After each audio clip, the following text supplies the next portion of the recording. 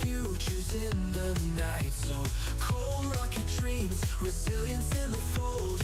Hedge pressurizing, the charts are bold. Dated bands rapping, stories untold. Riding with rockets through the AI. Up we go, reaching for the sky. Every trade home never dies. On the edge as the numbers fly. Checking the charts, midnight glory. Heartbeat thumping, another story. Green and red, flashing voices loud. Future kings spinning on their cloud. Riding with rocket scooter AI. Up we go, reaching for the sky. Every train home never dies. On the edge as the numbers fly. Ascending, mind on fire, never ending. Trees of gold, endless fight. Push on through the endless night.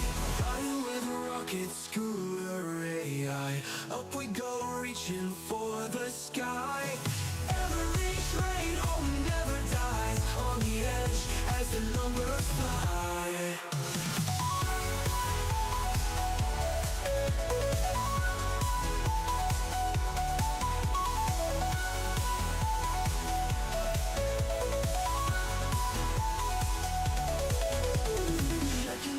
Charts, midnight glory. Heartbeat thumping, another story. Green and red, flashing voices loud. Future kings standing on their cloud. Checking the charts with their AI. Up we go, reaching for the sky. Every train home never dies. On the edge as the numbers fly. Checking the charts, checking the charts. Midnight glory. Sanctuary in awe, it's blending. Mind on fire, never ending. Dreams of gold, endless fight. Push on through the endless night. Push on through the endless night. Push on through the endless night.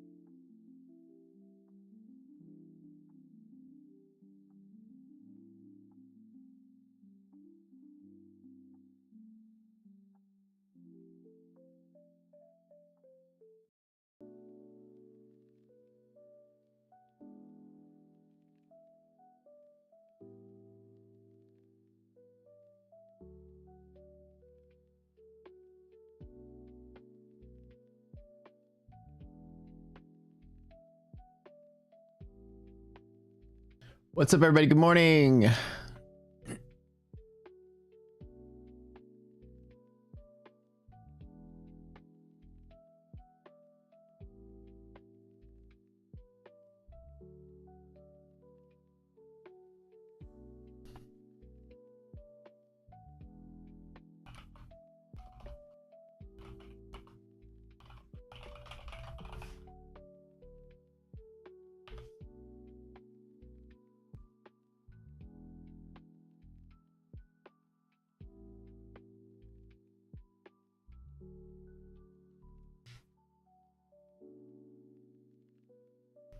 Hey friends, what's up? What's going on? All right. How y'all doing today? Oh, looks like we had the news come out a second ago. Let me look at this. Jobless claims came out. A couple other things. We'll take a look at that in a little bit. Market dipped. Rallied right back up to where we started, and yeah, things are good. What's up? Good morning, everybody. Hit that like button. Let's go. You guys are here for week number 1 of me trading live with my funded futures in a live account.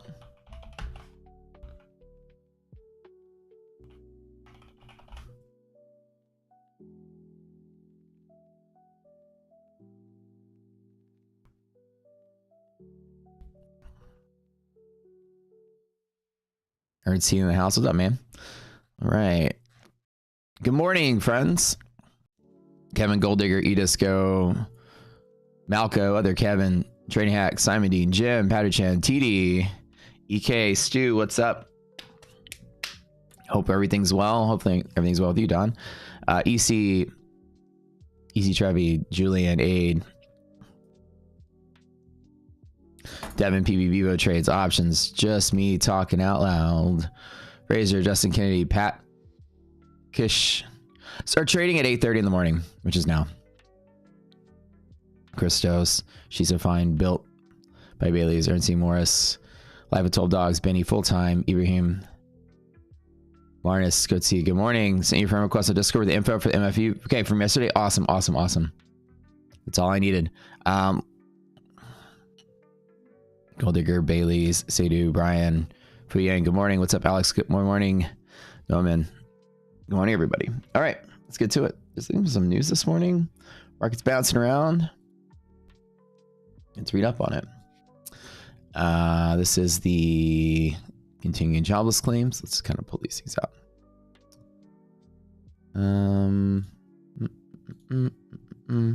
Oh, wait, those. Oh, I needed those. Okay, whatever. I'll reopen them back up.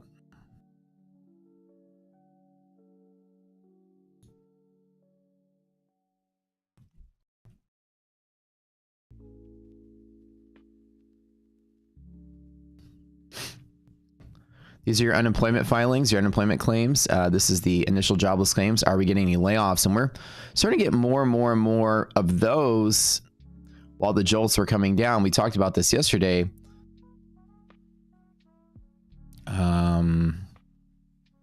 Right. Jolts amount of available jobs. And of course, when the jolts are coming down and the initial jobless claims are going up, just means a small amount of layoffs. ADP non-farm employment change was down. The ADP numbers were way down the last 4 prints, you know, since the tariffs went into effect. Companies are not expanding quickly and hiring a lot of new people. And that's kind of like a stall. And then now with the initial jobless claims kind of ticking up and up and up, people are getting laid off from the tariffs. Exactly what this is telling you. And companies aren't really expanding that fast because of it. So this is the start of something bad. It's kind of showing that immediately it has a little bit of an impact on the tariffs. This is continuing jobless claims are the high it's been since COVID. And anything less than 2 million is still pretty normal for bull market, but it's starting to become a big deal. Anything less than 250,000 in the initial is also pretty normal, but it's getting right on the edge there. So there are some issues from this. Oops, I put this on this side of the yellow line here. You know, how about that, you know? Thanks for the lifetime sale. Yeah, of course. You know, we only did the lifetime sale once a year usually, and people keep asking for it. So I might do it twice a year. This time it'll be 3 times a year. We'll do it again on Black Friday, but this is it.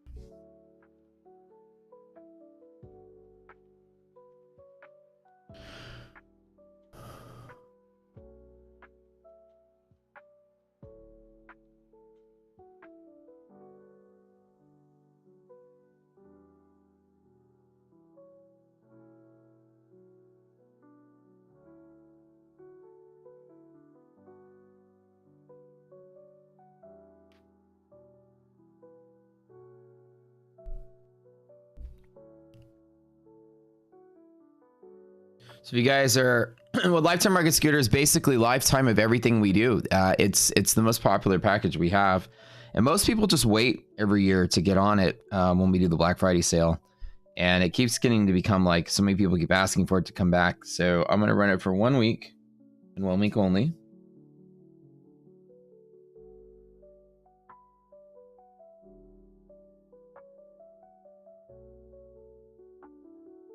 And you don't have to do monthly payments anymore. Nothing for the platform. It's just like a one and done.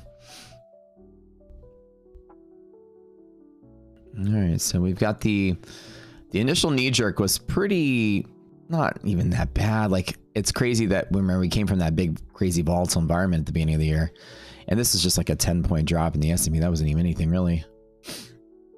But I think the market's just waiting to see the open before it does anything else. Okay. We've recently just moved the watch list over here. So that's going to get pushed live today. When it does and you refresh your platform for tomorrow, the watch list is now going to be on the right tab instead of the bottom. I realize it's taking up too much real estate at the bottom to go through my watch list, and it's making the chart shrink and I have all this space over here. It's just small enough to put onto the right side. We put it down here so that people could put a lot of stuff on their watch list, but then we're like, nobody really uses watch lists anymore. This isn't 2005. So you just, watch list with a bunch of data. We just use the ticker list, right? Watch list. Remember back in the day, Thinkorswim used to have this like very complex watch list. You could put the price, yesterday's price, open, close, and all this information. Nobody does that anymore, right? There was this time period when all the design and trading platforms were like, traders want all these flickering numbers on their screen. And now the trend, the fashion of trading platform is simplicity, right? So, all right, give me a second. I'm going to do my dynamics here. I have 73. We're good. I can smooth this out of the way. Yeah, so we talked about this a little bit ago. I'll repeat what I was saying. The jobless claims showed proof of layoffs now. So we're going to go through really quickly. ADP numbers, as we talked about yesterday, were down. These are new payrolls, right? New employees from the ADP company. And that bulk data are down. We haven't been hiring many people since March, right? The economy, market's crashing. Nobody's really bringing on new employees at the same rate they were before. And that's fairly low, right? That's kind of like, you know, a sign of bad things to come. So companies aren't bringing on new people. Then when you go to the JOLTS, you can see that in the JOLTS, there are not really like these big amounts of like alarming amount of jobs being created in the JOLTS.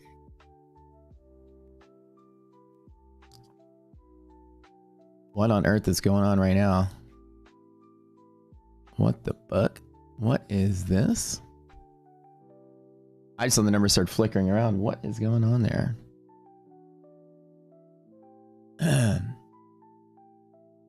Nasdaq just jumped 200 points.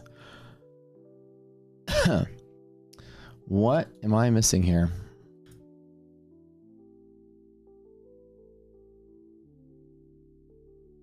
China and Trump hold a call.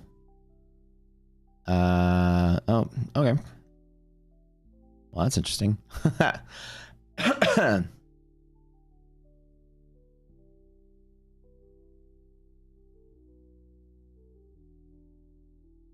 Okay.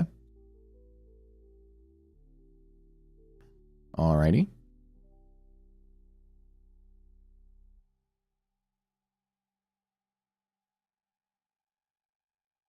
Let me get my, where am I looking for? Oh, there it is. I'm gonna get my rest of my things on here really quick. So I'm gonna get market calendar and financial juice. Then I'm gonna do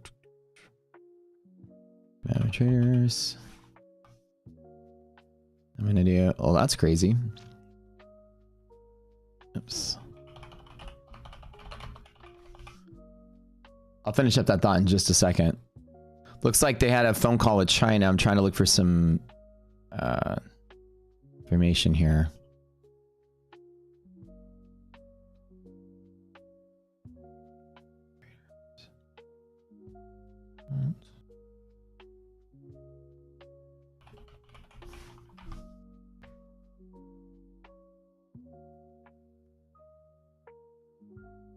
Here we go. All right. They hold a call. That's all the news. They had a phone call. Gotta love when that kind of stuff happens. Okay, we'll get back on the data in just a second. Looks like the market is bouncing all over the place. Interesting.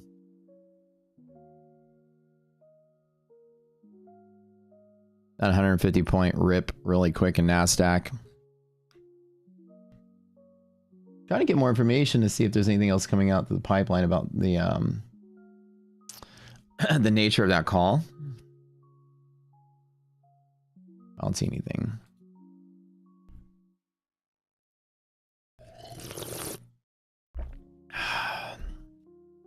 Internet's being really slow right now.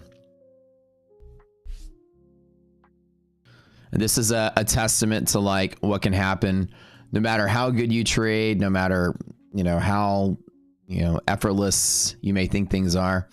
Random shit happens at random times, and then you can just get you just get smashed if you're on the wrong side of whatever news comes out.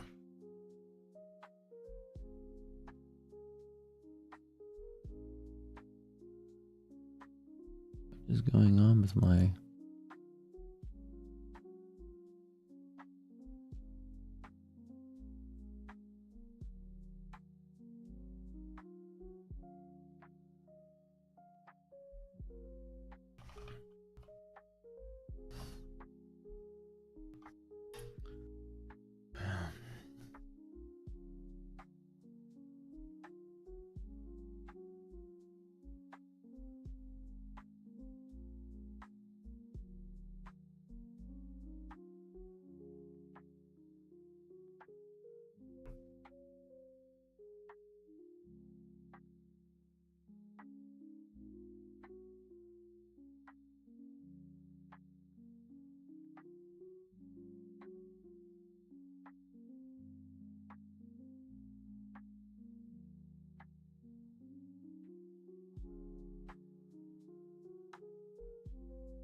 Okay.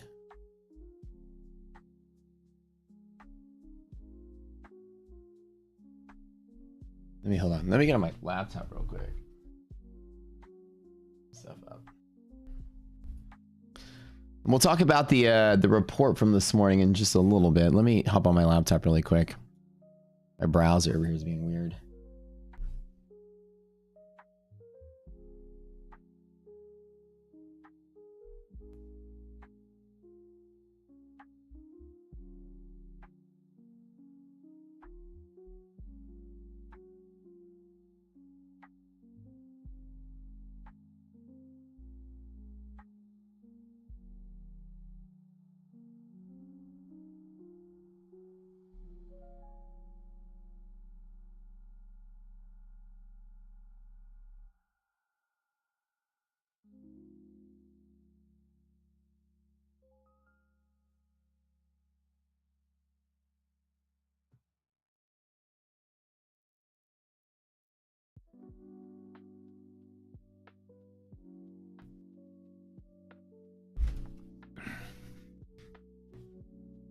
I was trying to load up my Tradeify dashboard so that I can actually show you guys my stats, but is this just, can somebody else check to make sure it's not just me, but is the Tradeify dashboard down?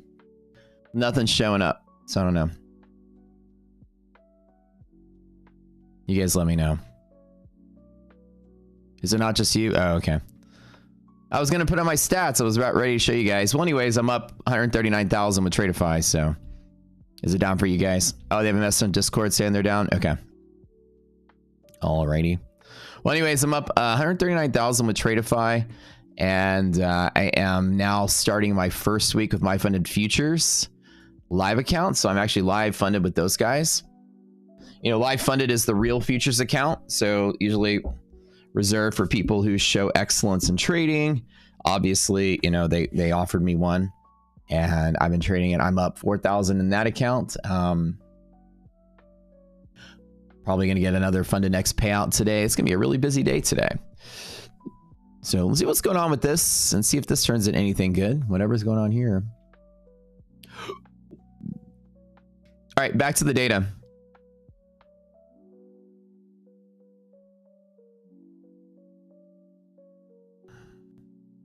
They hold a call. Like, what was the nature of that call? What did they say? Okay, back to this morning's data. The initial jobless claims are ticking up, right, since January. This is just more and more and more layoffs each week. It's not really that bad. If it's less than 250, it's pretty much inside the range of normal standard noise and seasonality. But it is approaching the higher point of that peak, and it is starting to show a little bit of signs of getting worse. It doesn't mean that it's bad, like really bad now, but it's looking like it's trying to get to a place where it's really bad. And we're not COVID level unemployment claims. So this is jobless claims are basically when you file for unemployment after you get laid off for non-performance related reasons. So this is just general layoffs, right?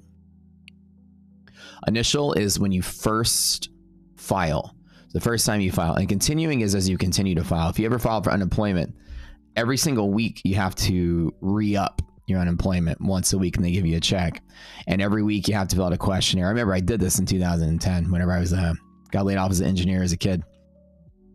Everyone was like, just get on unemployment, man. They'll give you like money every week. So every week you file this thing, and it's like, how many times have you interviewed for a job? How many times have you how many contacts have you made this week? How many callbacks you had? They will interview that you're actually trying to get work, and you have to prove that you're trying to get work, and then they give you your check after you do that. And that's once a week. So that weekly thing puts you in this database, and these are the numbers. Continuing jobless claims are people that still haven't found their job yet after being laid off and applying for unemployment the first time. And as you see, this is starting to tick up a little bit as well. Anything less than 2,000 is still pretty decent for what's average in a bull market. But again, it's increasing. You put the three together, you know, jolts aren't improving. They're kind of stagnant. So no new jobs being created. A few more people getting laid off, and a few people that are laid off not getting their jobs back. So the tariffs have literally just halted the job market growth. I mean, and companies growing through expansion and hiring new employees, right? People are kind of in cost savings mode because of the tariffs. And that's just what we're seeing in today's numbers reflect what we were expecting to see would be like initial, you know, layoffs and things like that are finally starting to get realized.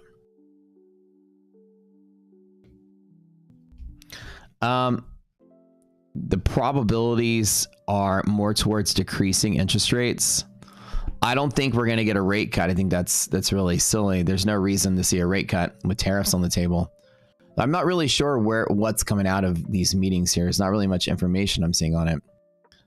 But traders price in Fed rate cuts in September. We may get a ninja rate cut at some point, but with the Michigan numbers proving 7% or whatever inflation, I can't see there being any kind of rate cut. I don't think makes any kind of sense at all. I'm not really sure.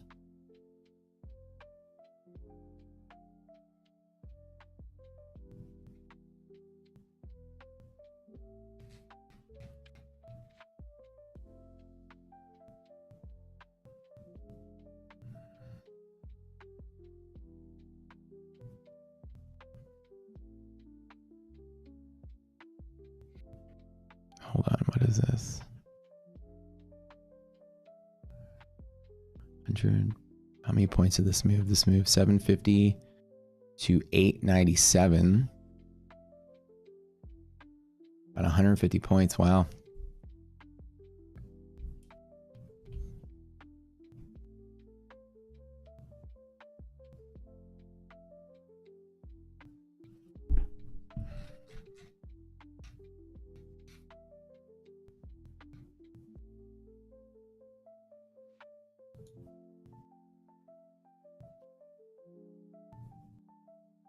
But like, Trump and Chinese president hold a call over what though? That's the question. And I'm gonna show you guys my Tradeify stats. Well, maybe they'll have it up at some point this morning. What's up, guys? Welcome to the stream. Don't forget to smash the like button, friends.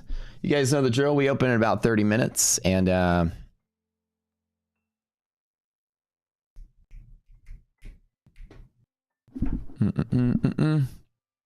stagflation recession. Well, we're not very close to stagflation yet because unemployment still isn't high. It's just showing signs that it could be high at some point.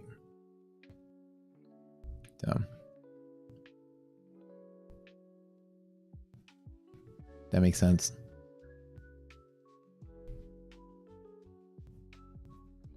Hope that makes sense.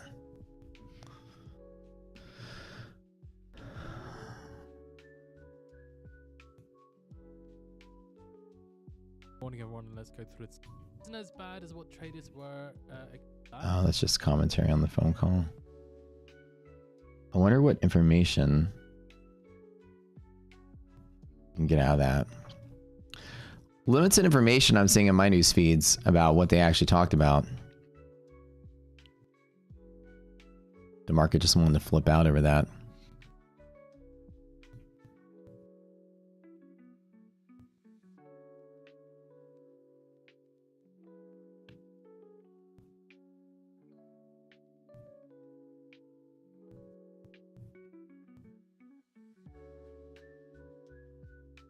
The timing of that is great. Like, we have the first damning piece of news we had in a while, and then minutes later it's like, nope, there's a phone call. That's good.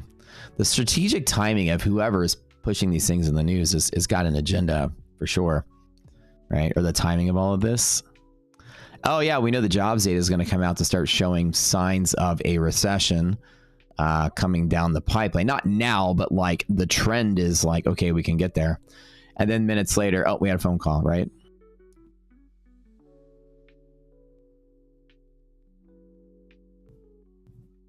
To be fair, we don't know for sure the tariffs caused the job growth and loss we've seen. Well, I mean, no, but what else could it be when there hasn't been that much stalling since 2022, right? What it means is companies are more reluctant to, I mean, this is literally in March, right? The minute the stock market's crashing, companies aren't out there like going on hiring sprees. I mean, ADP is like the number of new employees, right? And when those numbers come out, they're clearly it's a magnitude of like a fourth of as much as it has been. So companies clearly, when markets are crashing, aren't in a mode of let's just hire a bunch of people, right? That's number one. That's easy to see. And the timing of that, this is a drastic change. So we can all agree on that one, right? Now, the tariffs causing the unemployment changes now, maybe, maybe not. Like that's a good question. It's just starting to show possible evidence of it. Not really. This is damning though. This is very like, okay, it does have an impact. We're not hiring a lot of people. And the jolts, while they've been coming down, it's not because like people that were laid off are getting their jobs back because it's bringing the available jobs down. People that are laid off have still not got their jobs back. And so you'd expect this to come down with the jolts coming down means that companies had fired everybody and now they brought everybody back to normal. This is stating that just there's fewer and fewer jobs being created. Like that's this data point. Or fewer people being put into jobs. And this is saying that fewer jobs being created. There's fewer available jobs out there, which means companies aren't creating new jobs to hire new people. And they're not even hiring the people they recently laid off. So it's an absolute stall since January, right? You know, companies that are expanding and growing are going to be creating jobs, hiring people, bringing on. So right now, everyone's certainly have halted their hiring and likely due to the unforeseen amount of tariffs. I mean, if you don't know if you're going to have 10% on your raw materials or 150%, you don't know that, it's going to be hard for you to staff up now when you're about to like hit a big cost somewhere else.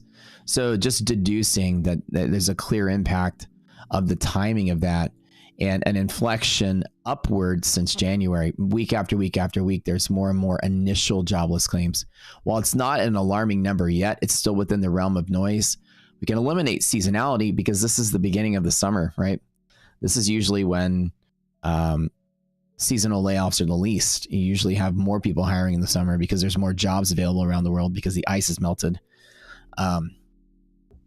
You know, imagine you can't do construction in North Dakota in the middle of the winter that easily. In the summer when all the ice melts, you know, you usually go on hiring sprees. So,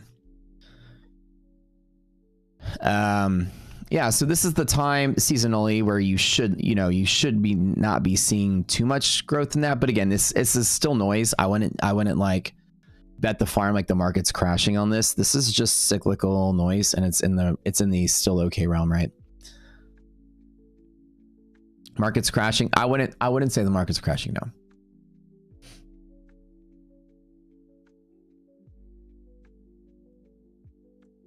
I wouldn't do that. But at least for now, that we can prove that there's no job growth, right? There's no labor market's not improving. It's slightly showing slight evidence of its first sort of nods of getting worse in 2 years. So kind of sucks.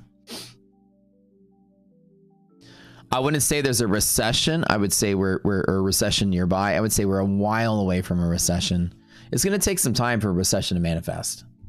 But these are starting to be the signs of a stagflation type recession with unemployment, with high inflation. If unemployment goes up with tariffs that cause inflation, that's a problem. That's kind of where we are, right? How's the market reacted to lower non-farms the past few months? Not that, it hasn't been that bad. In the last couple of months, you know, we've kind of shrugged off every piece of bad news since April.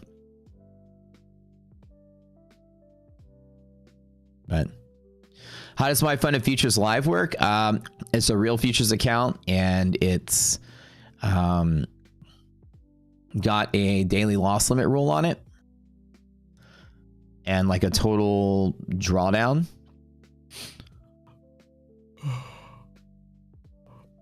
And that's it. Am I bullish for today? Probably.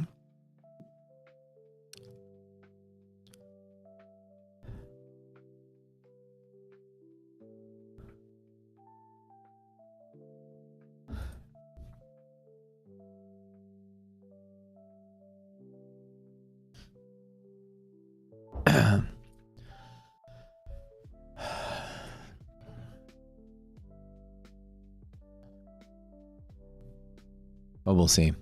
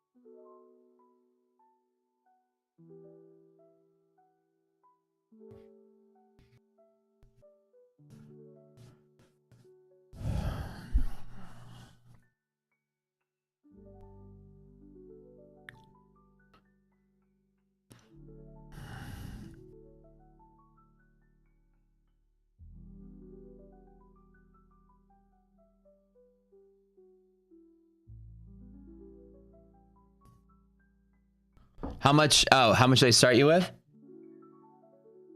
Well, that part is private, but I'll tell you in general, it depends on your performance. It depends on a lot of factors. I'm sure, you know, once you get invited to live, I'm sure at different stages they have different amounts to give to people. I'm sure with mine it's a little different because I now work for them, so I probably got a little more than normal, but we'll see.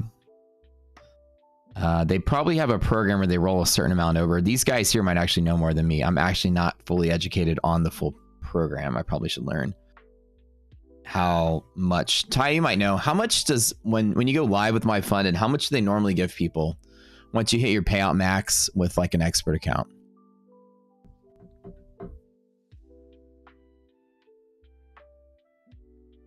You start with about 5,000. Yeah, I know they have a thing for different account sizes. So there's actually a system for it. I just don't know what it is. You never went live with them? Oh, okay. So yeah, it looks like 2,500, 5,000 what they start you with. Oh, that's pretty cool. That's not bad. And how much profit did you have to make to get rolled into it?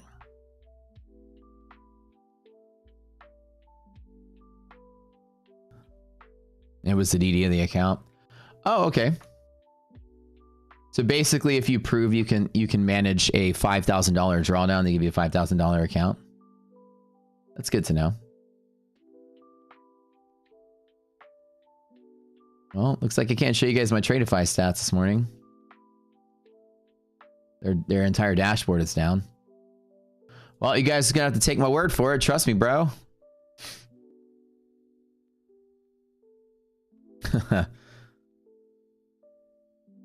I got $1 million. 1 million? Come on now. I easily got 2. Come on.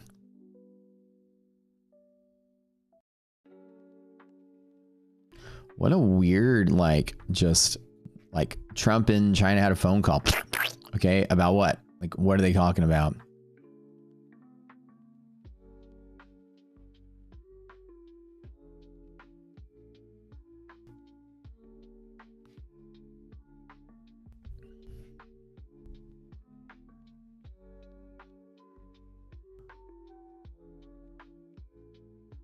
This is like the world's most interesting pre-market, I would say. Big dip down, big rally up, and then kind of slightly adjusting here. It's interesting to see that the Wall Street is still pricing in rate cuts. I don't know the optimism there that Powell's going to be cutting rates for any reason whatsoever. I just don't get it. With projections of inflation going up, he wasn't going to cut rates when it was 2.5. You know what I'm saying? 2.5%. And he didn't want to cut rates. He's like, we're almost at our 2% target. What people think with tariffs, that there's going to be a higher probability he'll cut rates. I don't get it.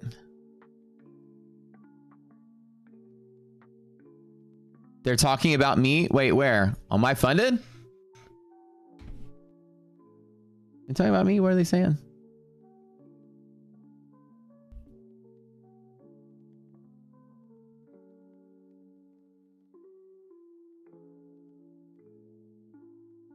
Really? Believe in, you're gonna be here in 10. You know that's what I always say. Might as well use it. Equities. Even the whole patience thing is like, whether you wait or not, guys, like you will wait. Like the time is gonna pass, so you might as well use it. No, Trump and China. Oh, I thought you said My Funded. I was like, are they asking something about me? Oh, Trump and China are talking about me. Oh, okay. There's this guy Matt. He's watching our every move. I wonder if this is just gonna completely fall back down, like that's a non-event or something. What do y'all think?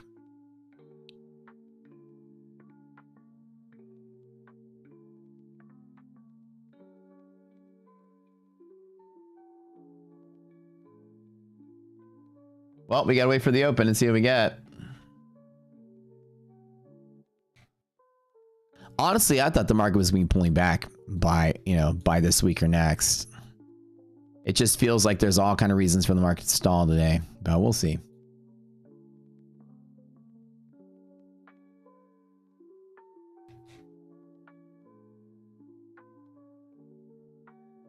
You're gonna need those A+ setups though.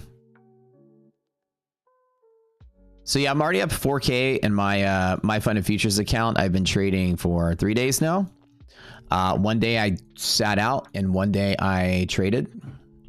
Sorry, one day I sat out, 2 days I traded. $2,000 each day. That's pretty good start, but A+ setups only. I need to build a buffer in that account. Now I'm not going to be taking payouts for a while. You know me. I don't want to take the money out. I want to build a buffer so that I can survive in the account, press it harder later. I'm in the boat that I'll risk losing the whole account instead of like, oh, I made a payout, I better take it before, you know, I can't take it, right? So with most prop firms, you want to take your payout as soon as you can because you don't know if you're going to be able to keep it or you're going to lose it, right? That's most prop firms. But with me, I want to build a huge buffer. That way the account just never blows up. I mean, I'd have to really try hard to blow up an account. Like this one has 50,000 buffer in it. This Tradeify one. I have to really try hard to lose 50 grand in a day with two E-minis. That won't even happen with a risk interval move. Like you have to literally go out of your way to over leverage. You have 25K buffer. Yeah, bro, that's just the way to do it, right? And then just inch yourself forward.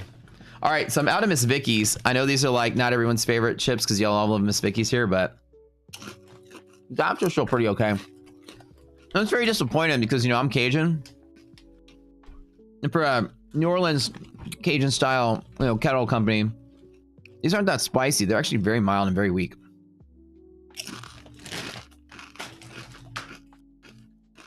It's like the mildest jalapeno chip I've ever had. I want some heat on that.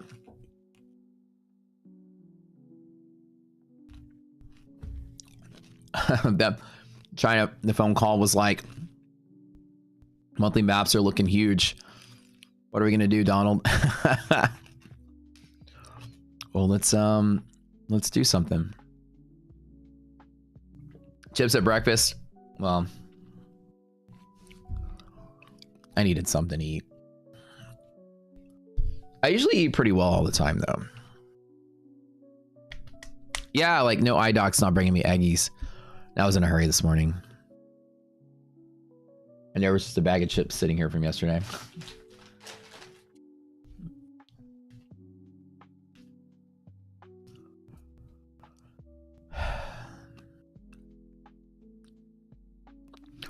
Welcome to the stream, guys. Don't forget to smash the like button really quick. 150 likes with 500 something people. Give us some love down there in the bottom of the screen. Click the thumbs up. Remember, at 8:30, I get angry. Half of you haven't liked the stream. I'm going to turn off the camera. I'm going to turn off the feed. Hit the like button. In case you need a song to remind you. Just letting you guys know.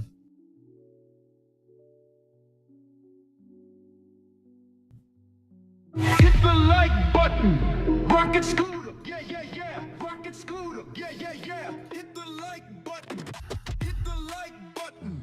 Rocket scooter. Yeah, yeah, yeah. Rocket scooter. Yeah, yeah, yeah. Do me a favor.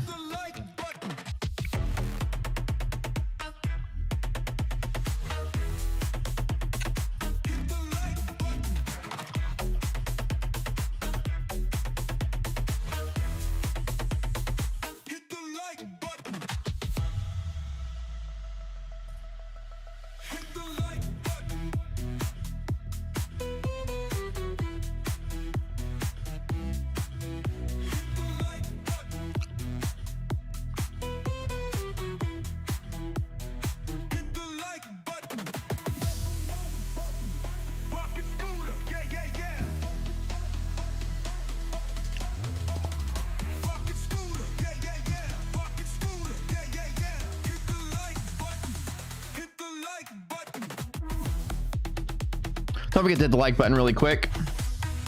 Market opening in 10 minutes. Let's get ready to roll.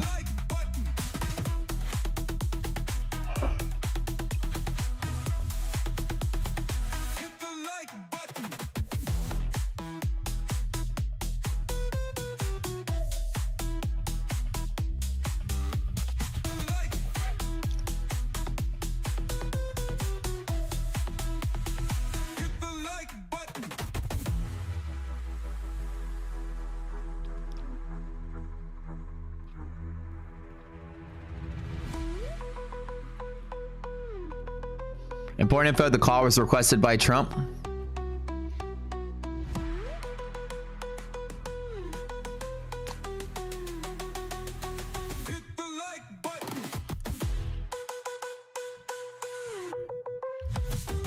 Why are traders so eager? Even ECB rate cuts.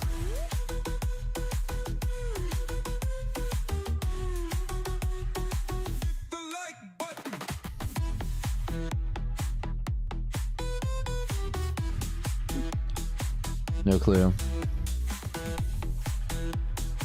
I'm gonna turn the air down. It's a little hot in here.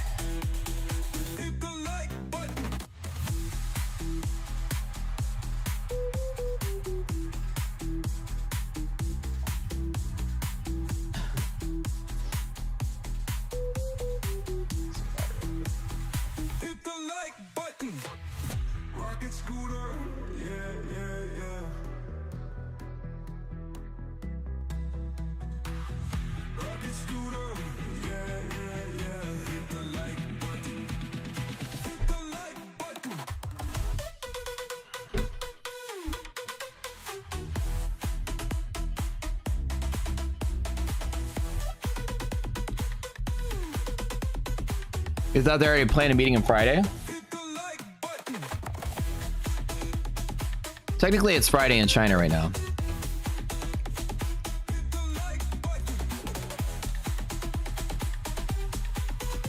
Watch some news come out and it goes the other way. Who knows, right?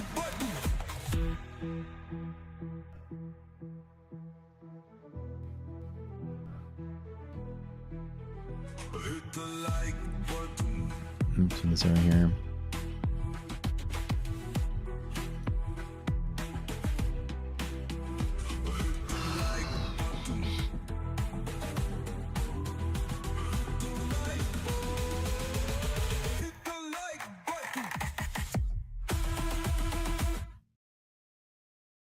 Ding-a-ling-a-ling-a-ling-a-ling.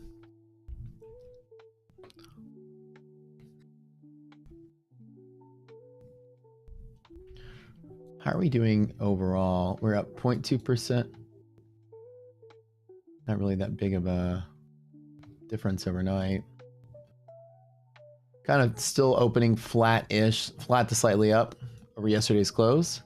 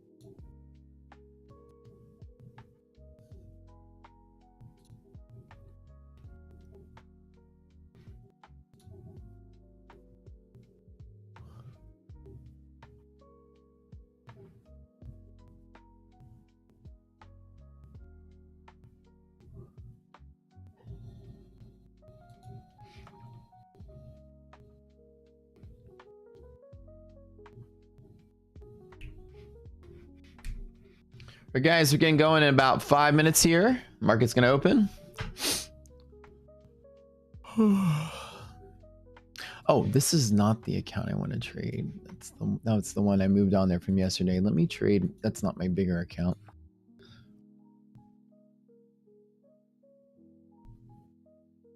Let me get my bigger account on there. That's the one I want to trade in a day like today. I'll put the bigger one up there.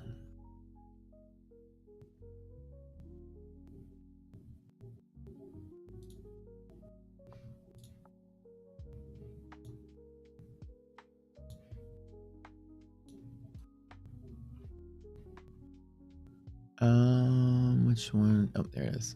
You are the bigger one. You. Okay. You organize all my stuff here. It's so hard balancing. I've got my fund index. I got my top step. I got my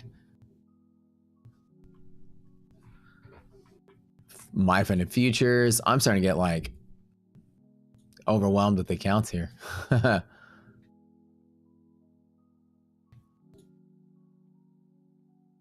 Looking good, looking good, looking good.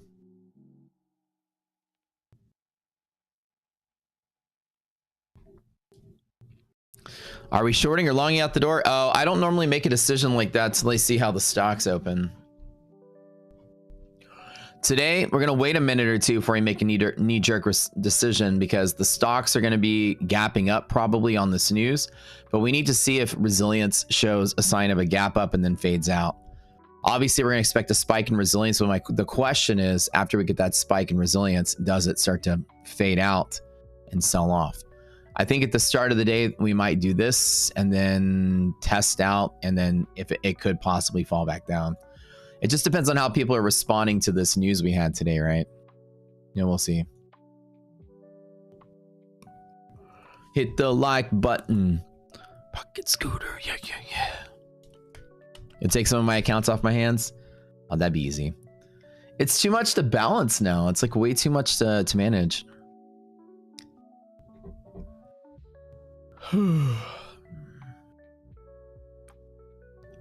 Resilience is same thing as market internals. I don't know what market internals are. I don't think resilience is there's anything like it. It's a direct arbitrage indicator that's based on gap fills. So it's a unique concept. What's the news? I don't know. Trump and China met for a phone call. That's about all we got. They met, they talked. They shook hands, they hugged it out, they played Pokemon. I don't know. I don't know what they did.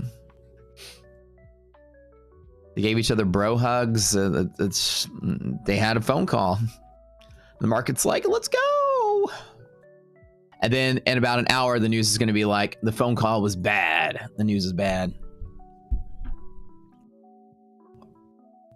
Is the MFF live account solid? It's pretty good. It's kind of like the rules of their expert account, basically. End of the day drawdown, and then daily loss limit. Actually, no, not like their expert. There's a daily loss limit. Expert doesn't have DLL. So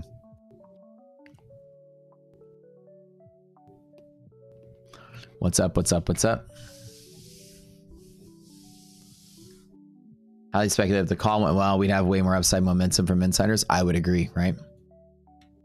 This is an algorithmic shakeout, just span the range. I think that starting out the door, probably have green candle as the stocks gap up, but we need to watch to see what happens with resilience. If it starts to plunge, then we're going to get that bad news there, right? I mean, it was bad news. So the insider is going to be dumping the stocks on the gap up. That's the question, right? Right, ladies and gentlemen, we are open. Let's see what we got. 818 start. I think we gapped up just a little bit. Gonna measure that out whenever I get the data. There's that res pop. Let's see if that res hangs tight or res drops.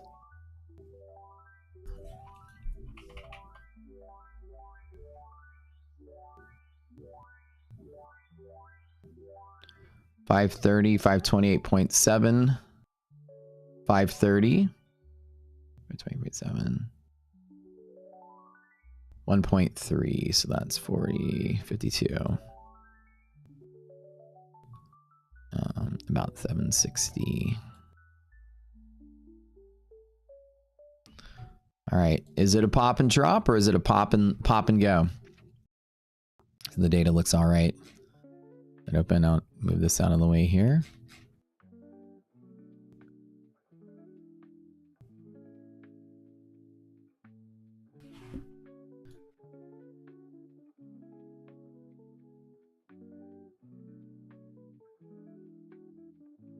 Okay.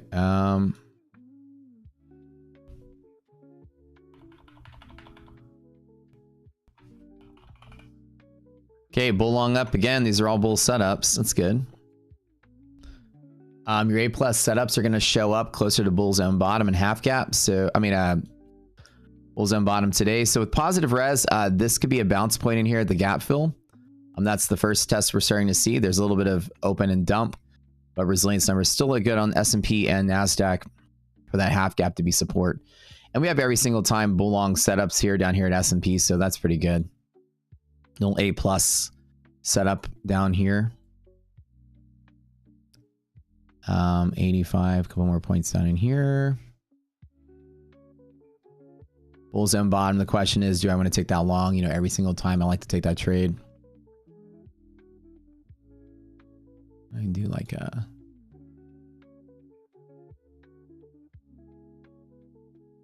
grab it. Just one.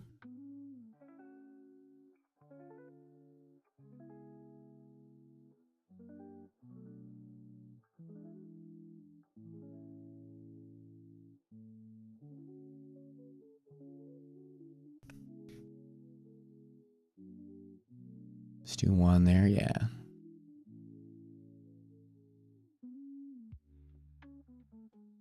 Every single time set up bull zone bottom touch is about a 90% hold and a 0.92 resilience. It's good. Or 0.92 DD. It's good. Good, good, good. Everything's good. EST, baby.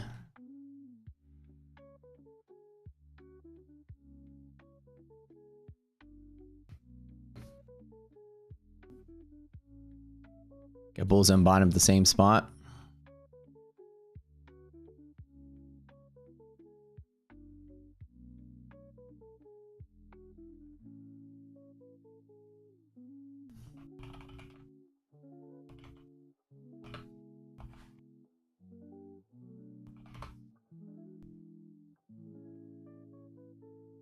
Resilience is not deteriorating. No, that looks pretty good actually.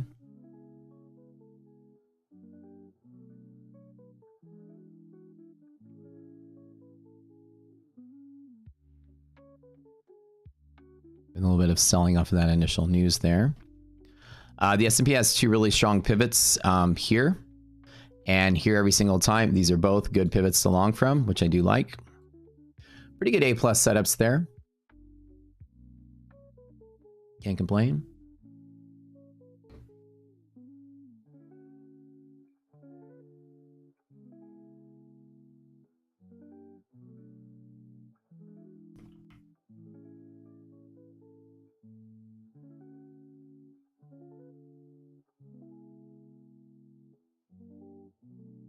Let's watch NASDAQ as well. NASDAQ kind of in a similar boat here.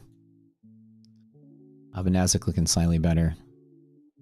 Get that out of the way here. Resiliences are greater than 0, but watch out for that drop below 0. So be careful with that number there.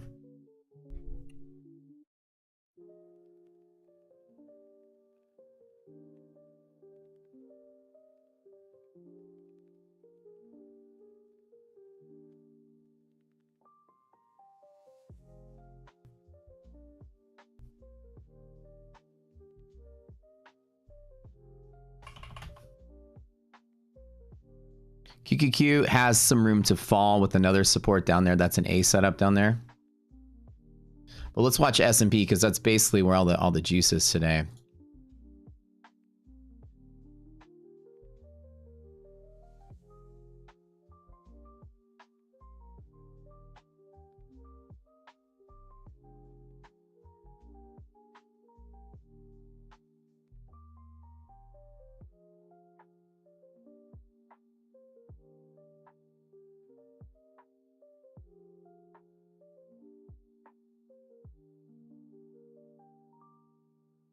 Resilience is good for half cap bounce.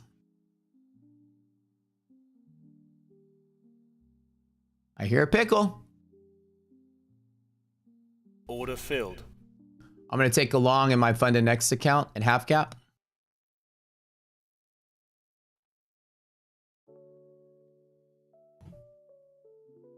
second here. And a bull zone bottom. Hold on, Pickle's throwing up. Buddy, you okay? Oh, bud.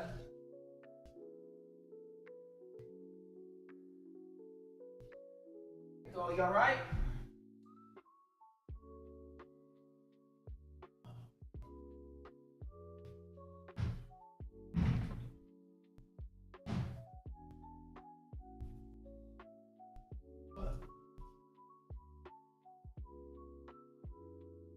Come on, bud.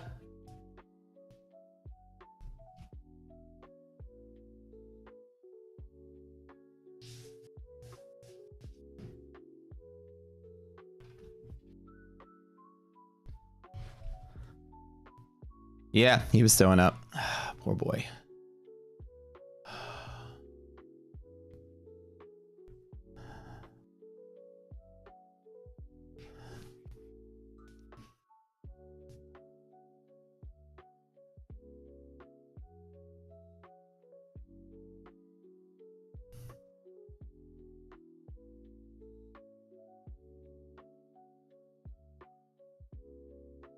Whew, out of breath.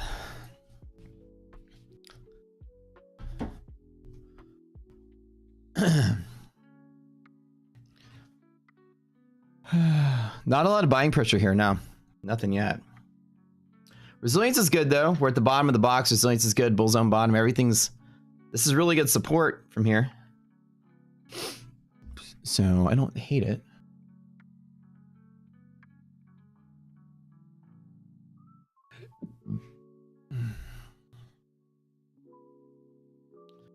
Pickle threw up pretty bad outside. It's pretty gnarly. Ooh, out of breath.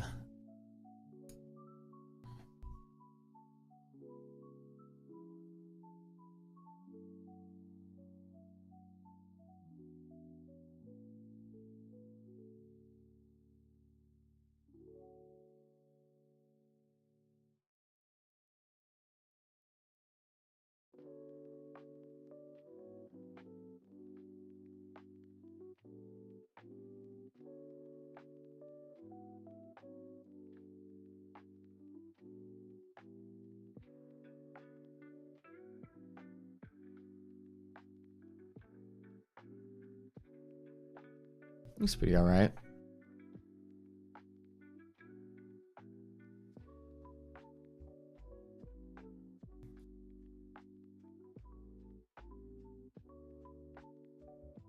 LP is the second entry on this.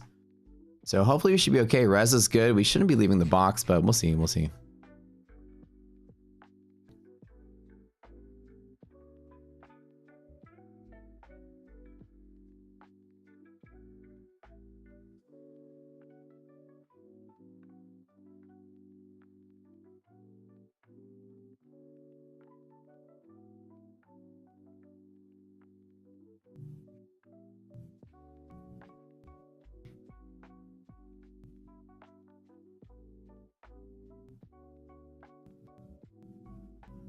There's that bear zone top. Jeez, what's going on here? Hang in there, baby. Add one more in that spot.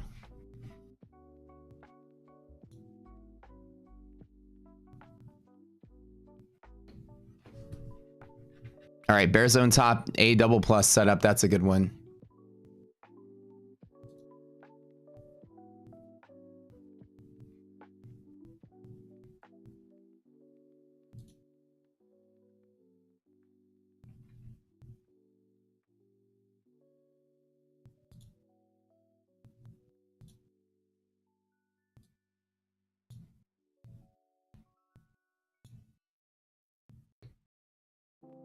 Looks pretty good. That hold there.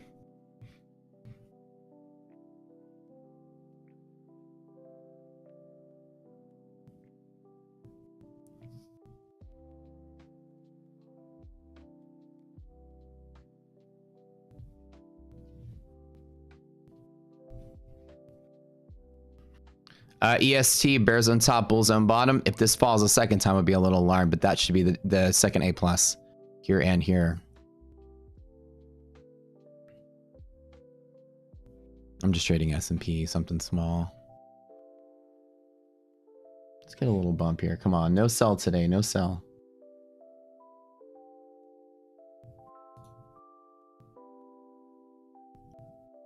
No sell today, baby.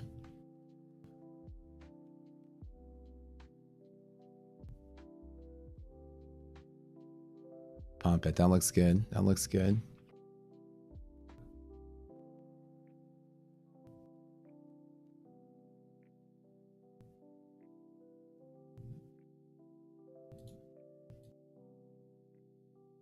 Looking good, looking good.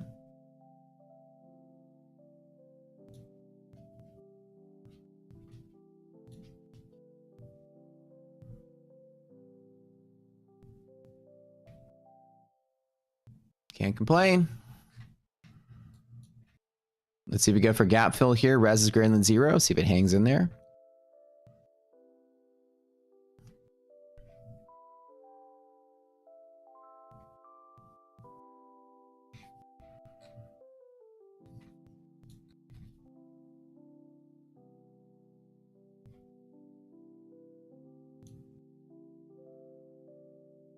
Bulls and bottom tap second time. So this is the test for the bigger run up, if there is one.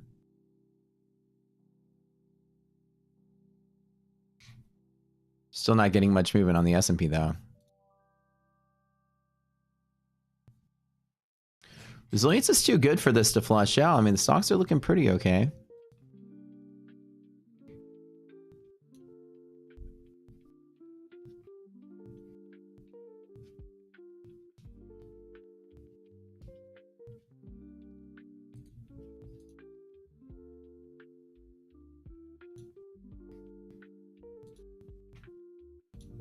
Get a little burp of momentum here. Come on, let's hold that half gap. Pretty good for test a half gap, I think. And S&P hasn't been moving, though. That's kind of the sad part about this. Nasdaq's the one that's looking a little worse, but S&P is hanging in there.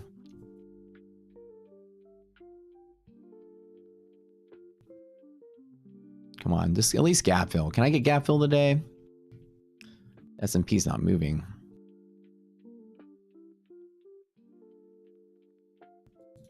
Get some more information about that phone call too.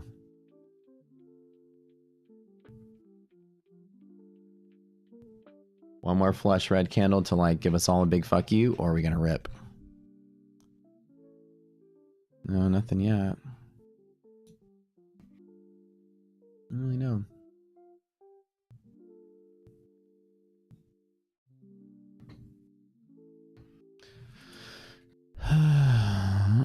Non-farms tomorrow. That's the big news tomorrow.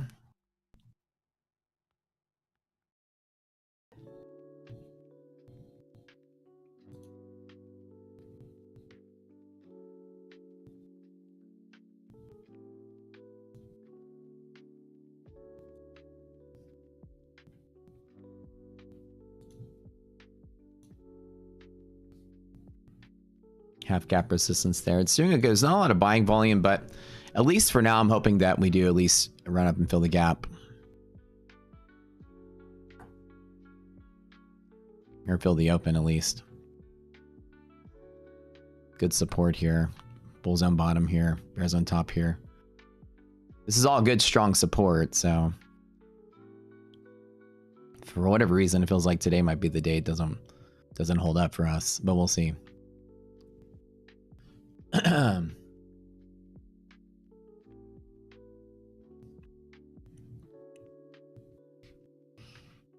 S&P is just so boring right now. The one actually not moving much. Trying to sell off of today's open high, but one more tap there.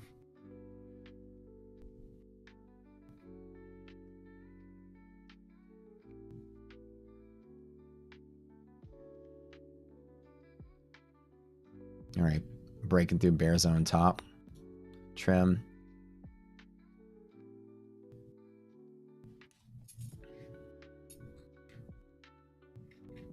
I'll get back in if we reclaim with one more. I'm still holding on to it.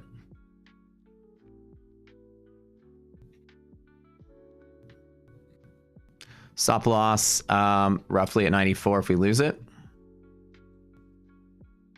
Final little flush candle there. Yeah, it doesn't feel like there's a lot of good bull momentum though. Kind of sucks.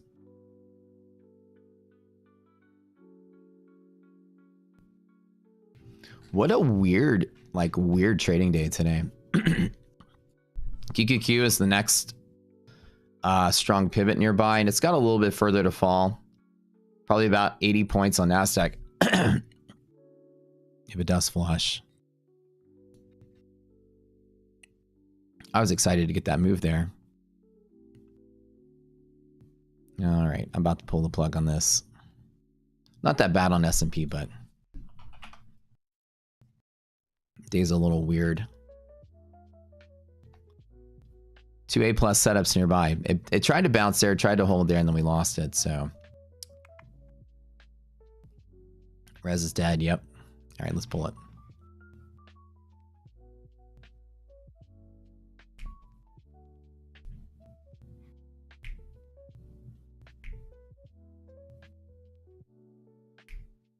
What do I want to do here?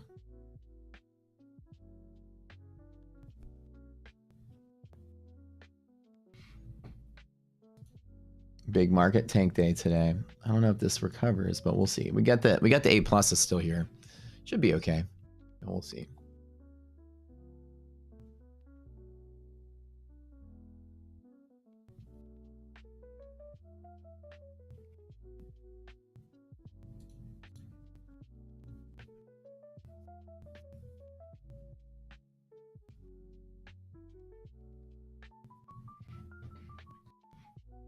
So I flattened that out. If we reclaim bear zone top, we'll get right back in. That was just a tough one.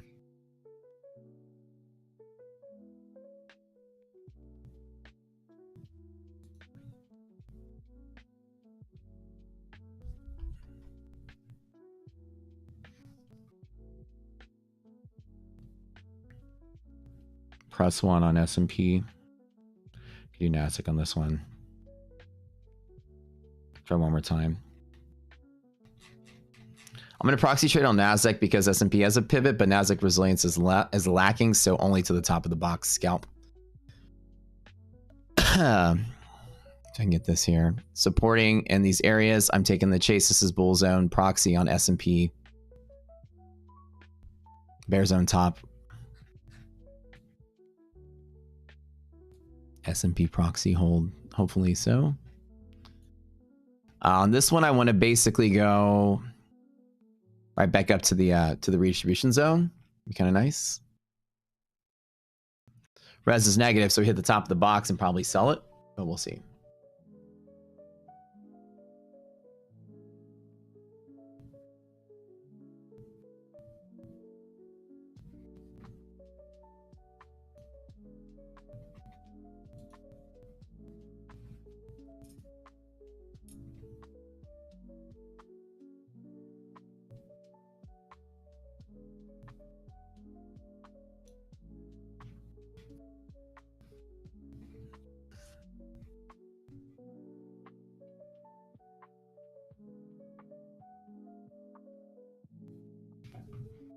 Looking solid, right back to the top of the box. That's what I want to see.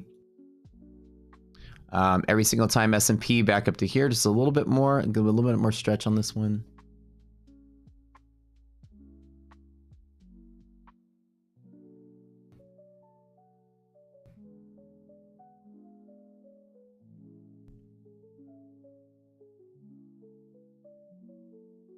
Negative res is not the best for this setup. EST on S&P, this is about 20 points on NASDAQ. We're about 770 is my target on this one. Give or take, 760, 770, right up in here. One more little green candle there, please.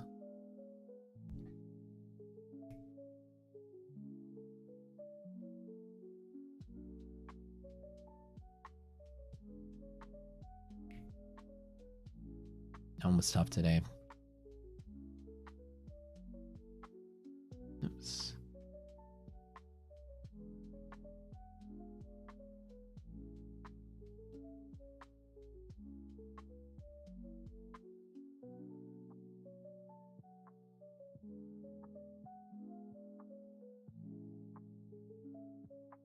Weird day today. All the ups and downs pre-market. Made it a little weird.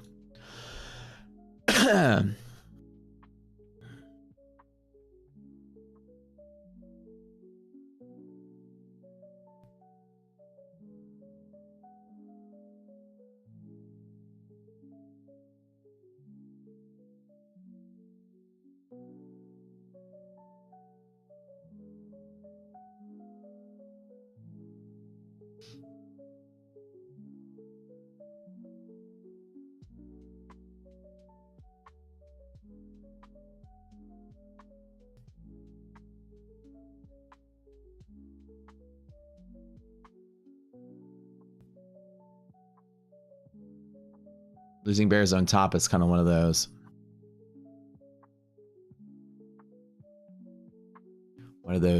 Scary points, so just be careful here.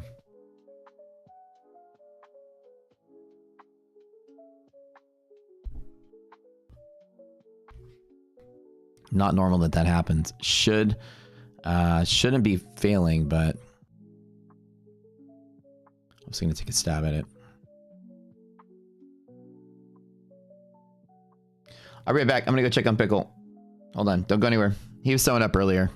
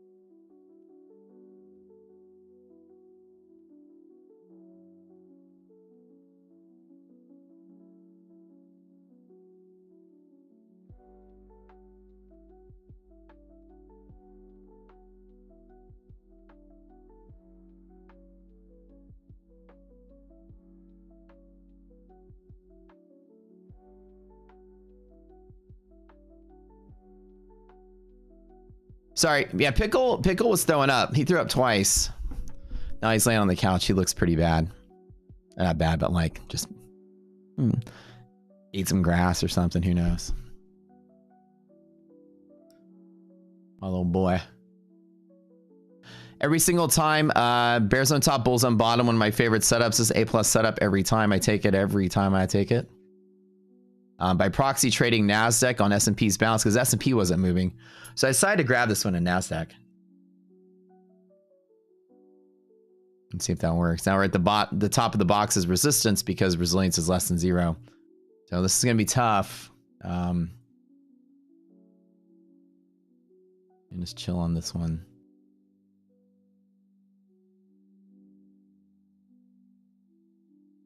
Not getting any love from the stocks. Half gap is going to be resistance now. This is what I said pre-market. I thought we would get like this opening bump and then flush. So it's not looking good for a rally day today. So we're going to be careful. I'm not looking at it with a lot of hope. This is not looking like the best here.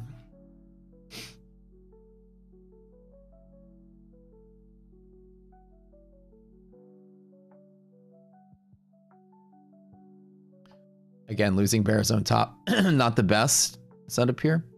Hopefully we get something on this. But S&P is just losing. So this is actually a pretty bad sign. The S&P losing a bears on top. This is a liquidity pocket. And losing liquidity pocket is bad because there's nothing underneath it to catch the S&P. All right. And then Of course, Nasdaq has bull zone or hedge pressure support down in here. So Nasdaq could flush a little bit harder, about 640 level, and then support.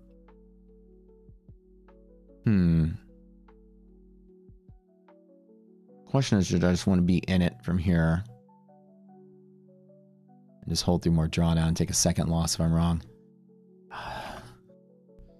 Yes, the answer is yes. Why not? This is my stop on this A plus here. The stop is exactly here. So if S&P passes this, I'm gonna just close everything out.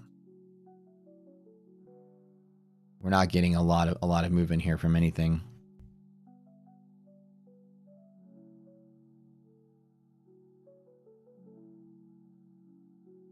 Bad sign, bad sign. Everything is still looking pretty solid though.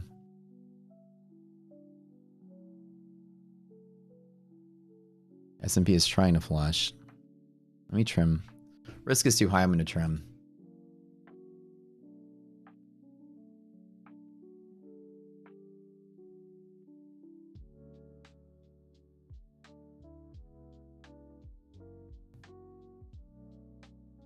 Yep. Intuition is good on that one.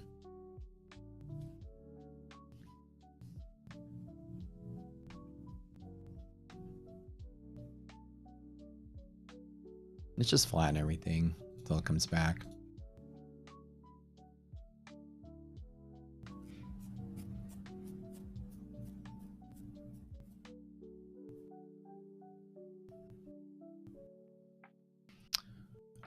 Not the best here.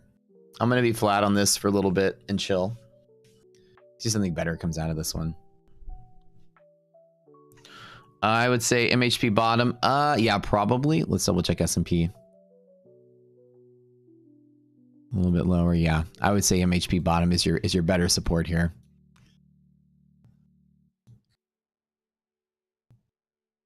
Let's let it flush to there then. Normally I'll jump back in second time, just like a little bit ago. If we reclaim this, I'll jump back in. This actually isn't a pivot 594. It's 595 or bust. So this one I'll get back in if we hit it. One more time.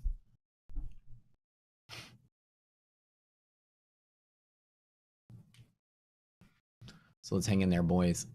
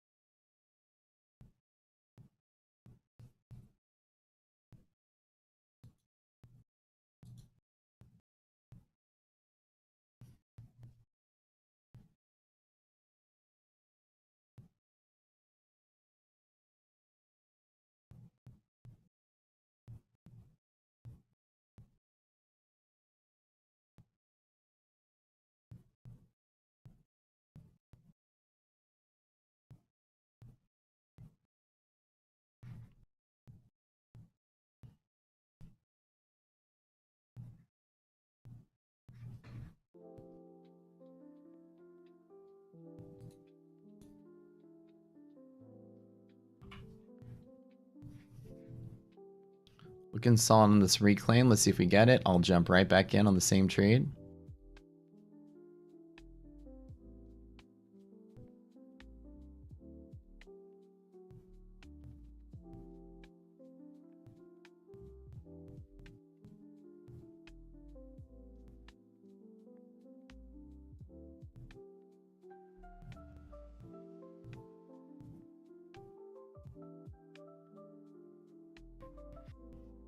Okay, let's try one more time. Same area.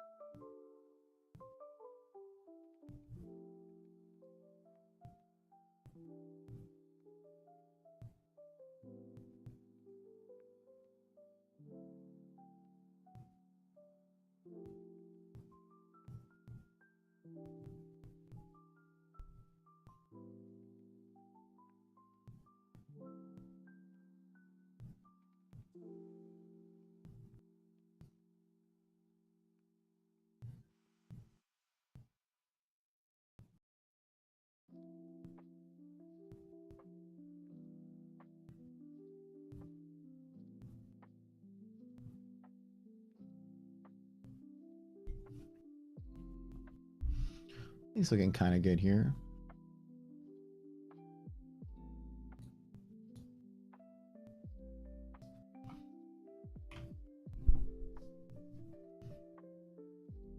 We need to reclaim this though. So I'm waiting for a reclaim of about this this 70 level here, and then I'll just basically add to it. I'm just kind of writing one on this overshoot, just in case we want to see reclaim here. Only on break.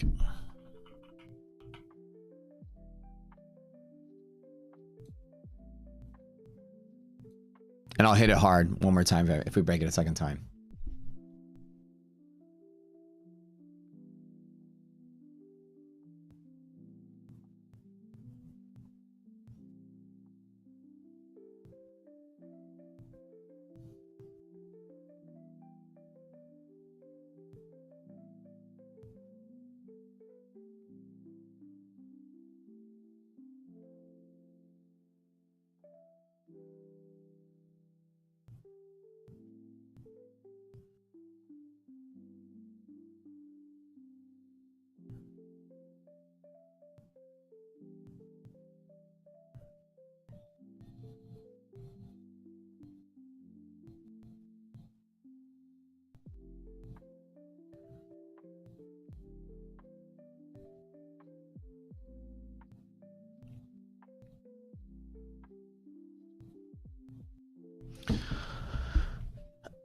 Rest still not picking up. Nope, still not picking up yet.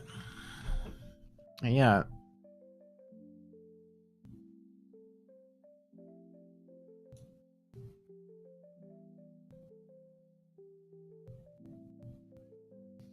That's the problem. It's not picking up. We want to see 70 break on this one. I am buying into the overshoot here. Now that's the S&P. On NASDAQ, boy, it's like kind of like a weird spot because we're kind of all eyes on the S&P right now. S&P needs to reclaim this like maybe 20 points higher. NASDAQ needs to reclaim 60. So I'm trading NASDAQ. Let me guys give you the equivalent trade here. It's 60. Reclaim on 60. I'm back in with heavier position. I'm just in on one now. Bouncing that freaking risk around.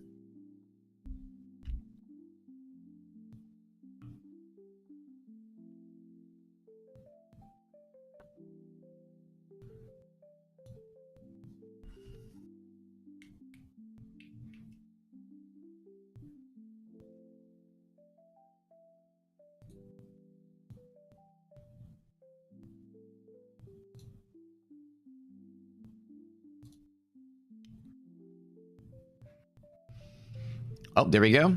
Should I add one more to it?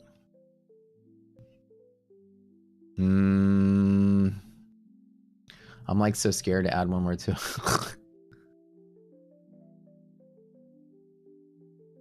That bottom of that box is gonna be resistance though. Let me close out in this one as well.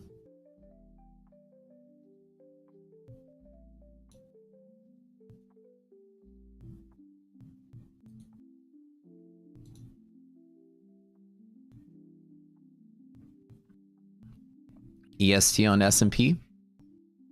Could add one more by proxy on this trade. I get some green on this, on that little pullback here. Resilience is not better. Fuck it. Let's go. Probably the dumbest decision I'm making this morning was adding, well, I don't know. Let's just see if it works. My confidence is like not 90% though. This initial selling pressure, it's probably like closer to 70%. Maybe like it's not really like, it's better than the coin flip for sure. EST one more time. I'm just adding to the position. And let's see if it works.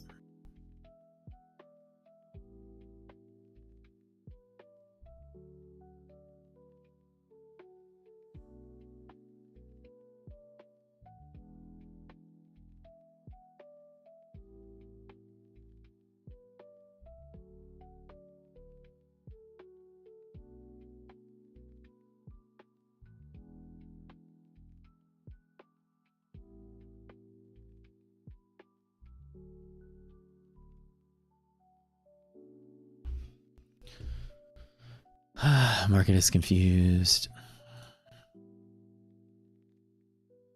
On S&P it's 70. So let's watch S&P too, because that's where the juice is today.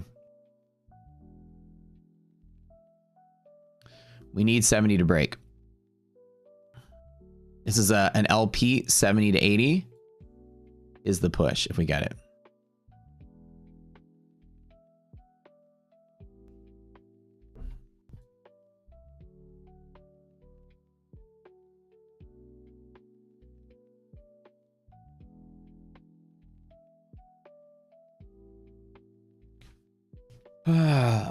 It's crazy, violent, weird, now again, I don't have a lot of faith in a big bull market from here, but liquidity pockets I always take a stab at. I might take a little bit of loss at the start of the day, but as long as we hold 70, we at least get to 80.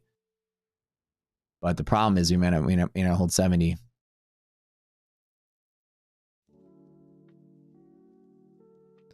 Um, 70 break. It's going to be hard resistance though.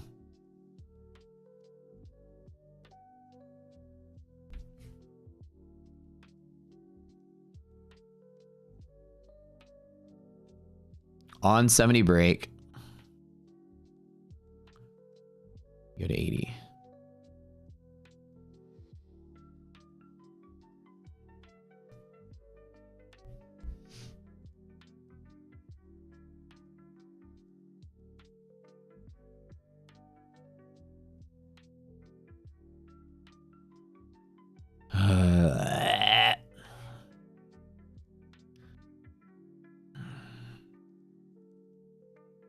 $60 a second time would be stop number 2.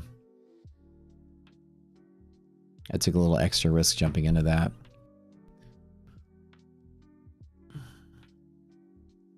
Res is still bad, which means half gap is resistance.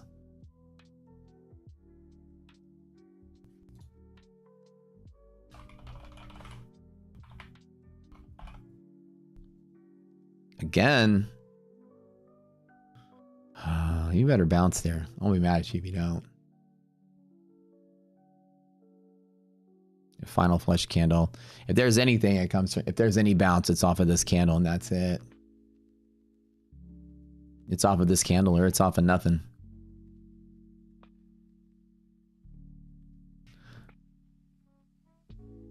Wait a minute.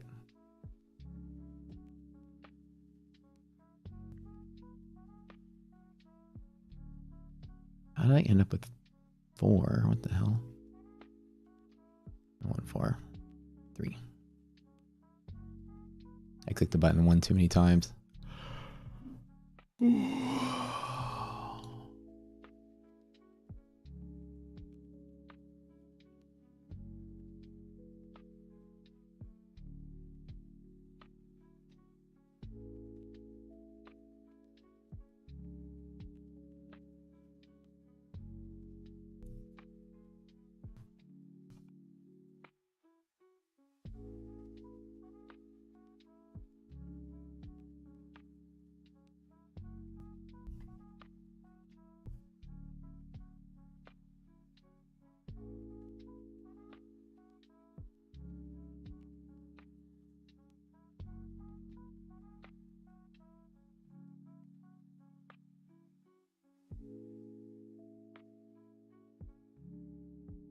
Three is a little risky though for this one. I'm gonna hang on to it. This is my second biggest account, so I'm willing to take a little bit more risk on it.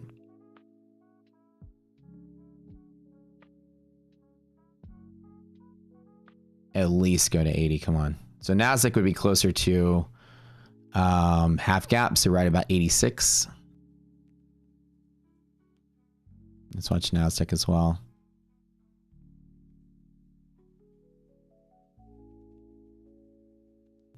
A 40 break would go to 86, and then I'll be out. Oh man, it is just not playing ball today.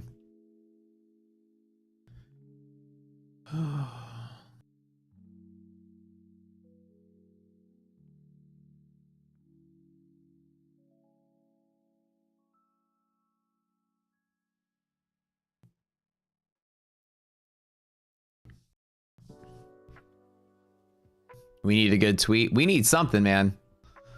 This is a fun fighting day. Gotta love him.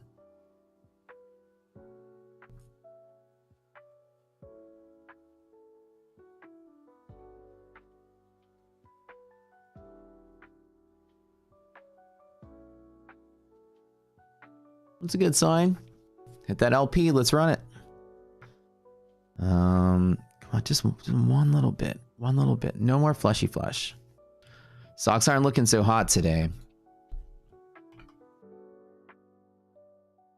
Let me close out. Just one. I don't like that much risk on that one. I'll just do 2 instead of 3. Nvidia breaking hedge pressure. My appetite for this is not that good anymore.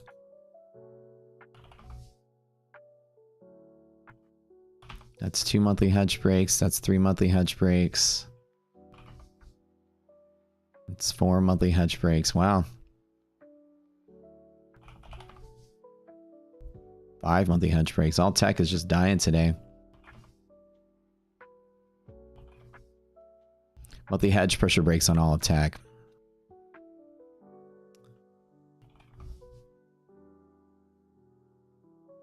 Come on, LP on SPY. Let's hold. DD's still good. Resilience is bad, which means the box is resistance. So the best we can hope for is this.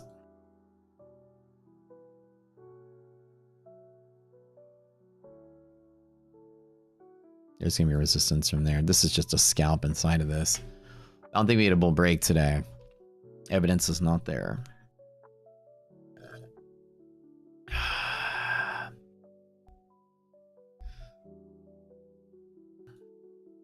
This is it. This is the test. We got a minute or two to decide if this is going.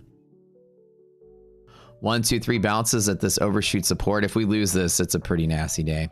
S&P does have some support closer to like, or Nasdaq at 573 and S&P has 542, but that's like really low down there. And I'm not sure if I want to be around to fight that. If we start losing 60 with some velocity, I'm going to get out of the way and hit it again at 42. These are just both, I mean, you got, it's like any bull market. You just got cascading good bull pivots all stacked underneath each other. You know, pick your poison, basically. Oh, that was such a good setup today, too. But exactly what I was speculating, that we'd have a big pop on resilience and we would lose it. But we'll see if the market hangs in there. I always like to err to the bull side. But all those MHP breaks and all of those tech stocks, not that good. It's not a good sign. Not a good sign.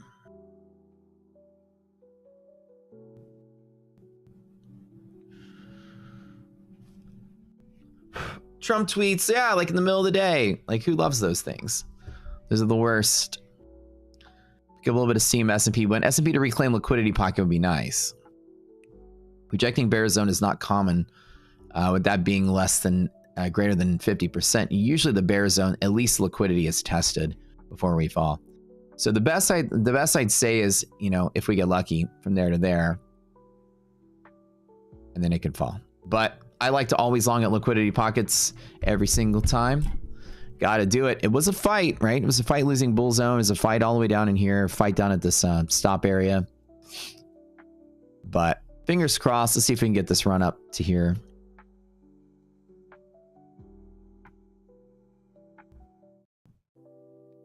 But It's just with that, with a lot of the stocks breaking MHP, it does look pretty bad actually.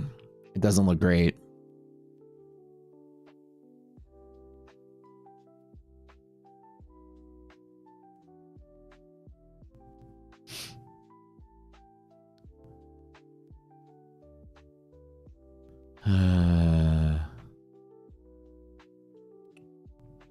This is the one. This is the test. This is it.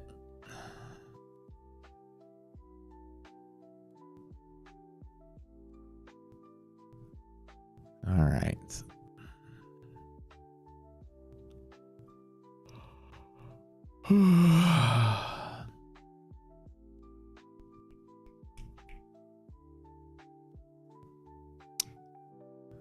Not giving us love today.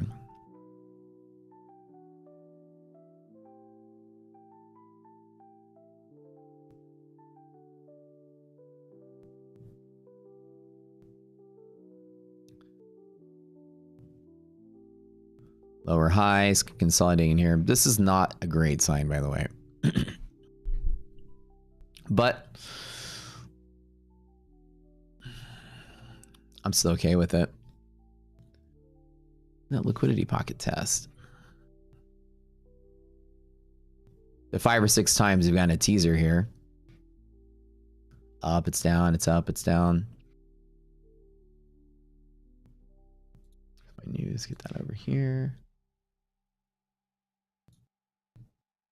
But low consolidation like this isn't necessarily my favorite. We're tracking stocks that have all broken monthly hedge pressure. Most of the big techs have.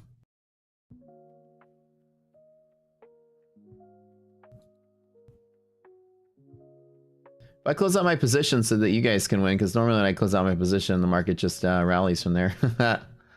So we'll see. I don't think it's a big rally today. I really don't.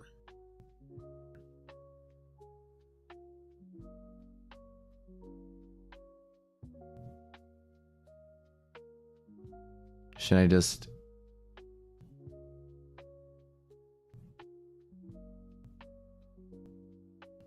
give it one more bump?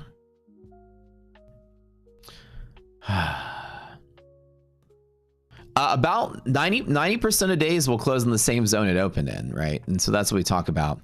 We open a bull zone, but the problem is that you close in a bull zone to balance could also mean you're down in here.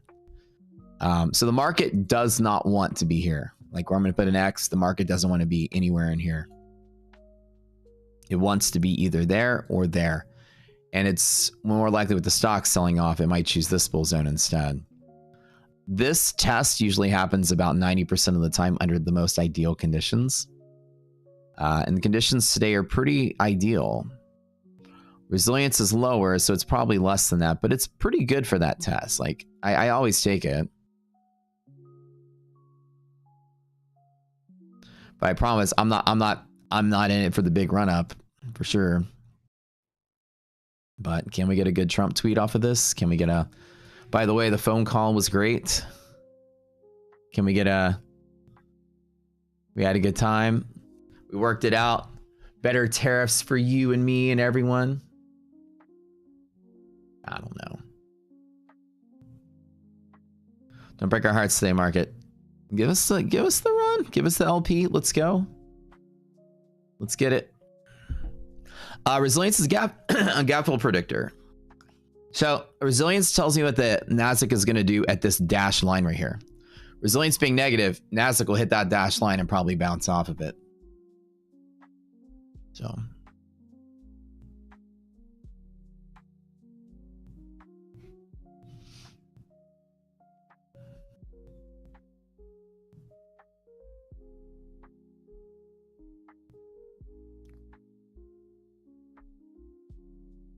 When traded when you hit the buffer, the account becomes static, yeah. And the straight to fundeds, it does. Like, I don't have any, my traded fives don't have any kind of drawdown or anything. Because they're all way past the buffer. Like the initial drawdown, initial profit target, whatever the buffer is. I really should be better at knowing these things.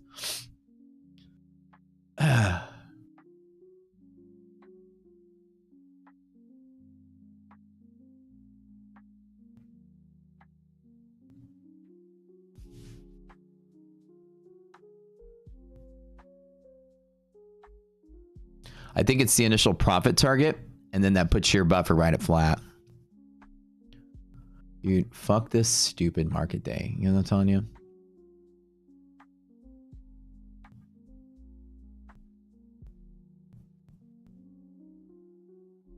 Half gap, baby. Let's go. Run it up every single time. Every single time, one more time. S&P liquidity pocket tap, second time here. 10 points up on ES. Let's watch it. 70 to 80. That's it. Give me one more leg. 70 to 80.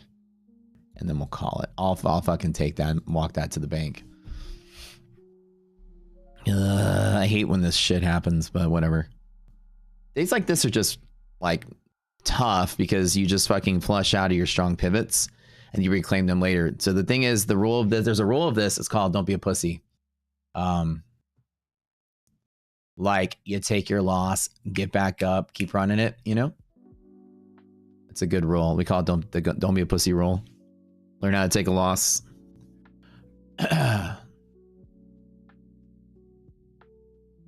You are what you eat. All right, there's that run to 80. There's that LP. You know what? Let's just like fucking flatten the whole thing. I'm not gonna lie. Okay. Good run, good run. Yeah, that's it. All right, let's wait. Let's chill on this one and see what happens. Close it. Wait for Trump to open his pie hole. Yep, there was a good run. Good run. Let me show you guys the damage.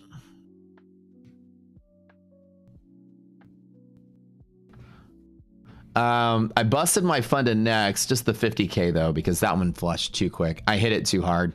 Just that one that I opened, that one went bust. So that one was down, whatever the DLL, not bust, but the daily loss limit, whatever that ended up being, 1200 bucks. So this was the non-DLL one. So that one kind of sucks. My Tradeifys took a pretty solid hit.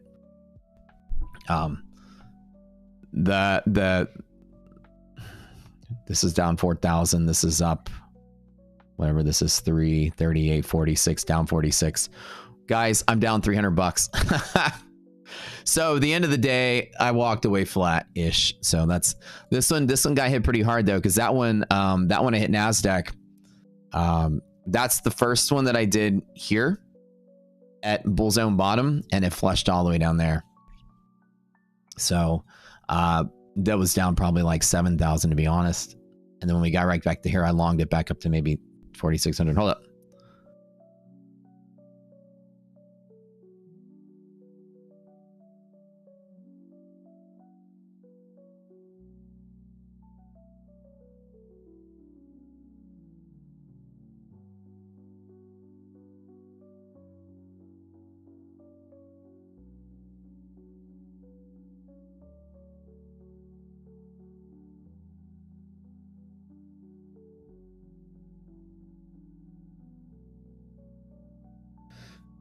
I was on the phone, sorry.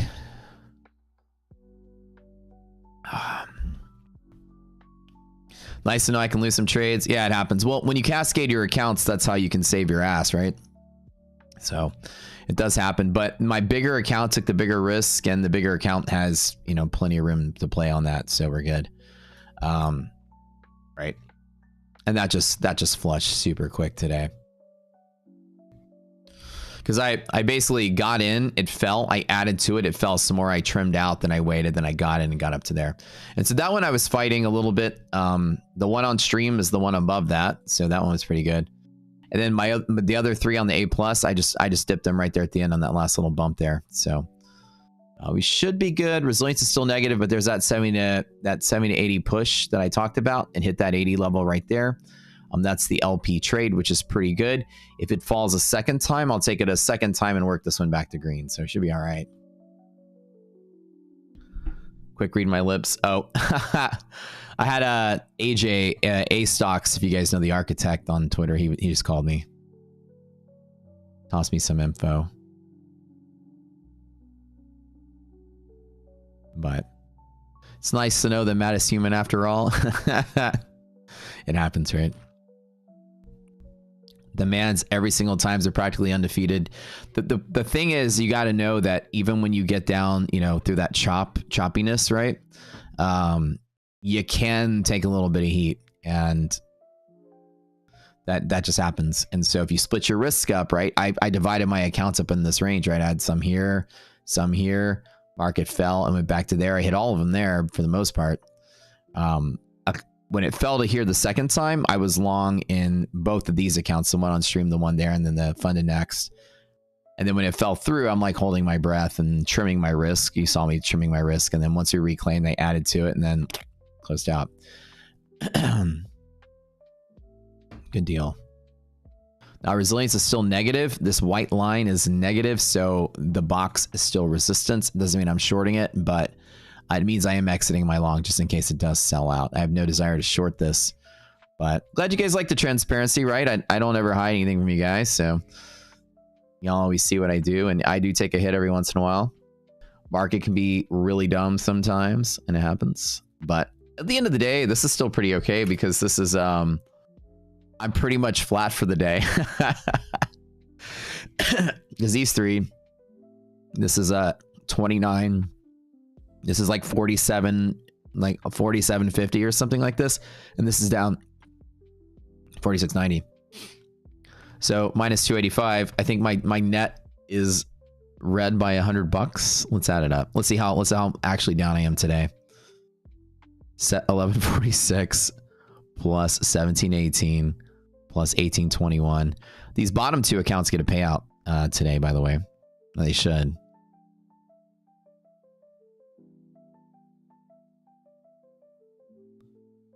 Minus 46.94. Eek. Nasdaq moved quick today, though. I'm down $294, guys. All I need is one tiny trade to go green. Minus 284. And the good thing about trading, and we call it like the don't, so I know it sounds kind of like the don't be a pussy rule. It really means that it's you take your lick. I didn't do this and go, okay, maybe I should short this, right? It's like, okay, let me watch. I'm not afraid to take a second trade.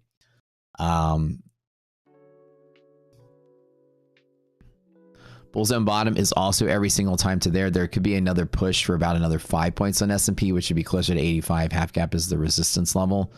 We'll see if resilience goes to be positive again from there. I don't really fear that this market is, or I don't really think that this market is bullish from here. I don't want to sell it either. Right, as Neto said, excellent, consistent every day. You guys want to be that same way, right? The market is chopping around, and I took too much risk, which is why that, well, not really too much risk. I had an A+ setup that just screwed me, and Trump moved the market around too much. I always will hit these things with 2 or 3 contracts. This is my favorite. All the setups were good for it. You just sometimes can overshoot before it comes back, and that's just the unfairness of the market. But consistency is what you want to aim for. You want to do the same thing every day, and don't be afraid to do it. If I take the hit, take the loss, jump back in, take the win, right? That's exactly my strat. I stopped out here and then got back in. When trading, that's really where your money's made. Your A+ setups aren't going to hit every time, but when it hits a second time, take it, and a third time, take it, and a fourth time, take it. We literally teach you the class. It's called the EST, every single time trades, because I hit it every single time. I never don't hit it, because over time, it will win. Even on shit days like this, I broke even, right? By not like losing my cool. Market dumb and stupid and ugly and bad and mean, right? Thank you for the transparency. Of course, yeah, no. I don't ever hide things from you guys. I mean, traders out there love to pretend like they don't ever take a loss, but you know, it happens. This technically isn't a loss. It's just a win in the making, right? So we'll see. We'll see if I can win $284 today. The ESTs, baby, undefeated. Yeah. Well, I mean, they get defeated, right? But when you DCA, are you doing it on different accounts? Yeah, Kulu. That's exactly the trick in prop firm accounts. In my real trading account, I would long here, and stop here. I would just add in my real trading account at each place. Yeah.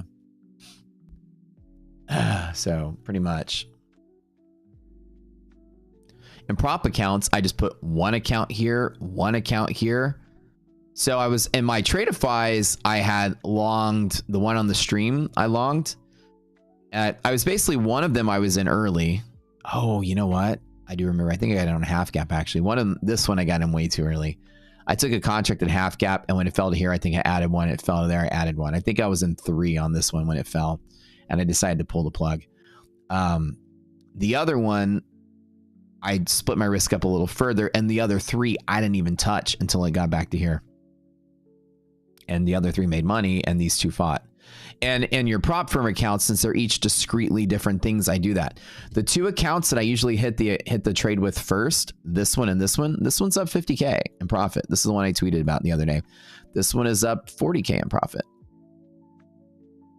I've got so much fat in these, I can afford to take $3,000 to $5,000 losses. These guys, I usually wait for the confirmation. These guys are, you know, they're like between 10 and 20 each. That's basically how I do it, right? And I got out of the way because res is less than 0, you guys. Let me tell you something. This is why you're fucking here. How'd I do? EST one more time. All right, let's check it. Simon's reminding me. Let's tap it on S&P one more time. EST. EST, let's turn that minus 285. Let's get those $285. Oh God. Simon reminded me EST means every single time. Okay, one more time. Let me hit, if I get it one more time. One more time, baby. Can I get it one more time? Let's go.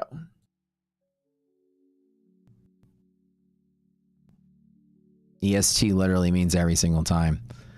The universe was like, Matt, we're going to give you your $280, okay? Oh my God. His resilience is slightly better right now. I love Simon. Simon is like my EST cheerleader. Like every time it happens, he always yells at me, so I'm not like sleeping on it. Let's see if I do get lucky here.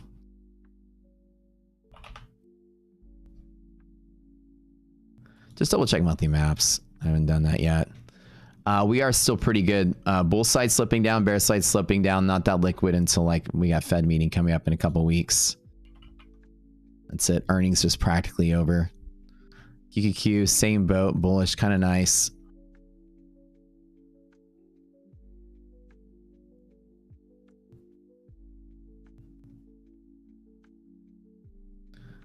Come on, baby. EST. One more time. 2 is a little aggressive, but I don't care. We do have the resistance now. The stocks aren't getting much better from here.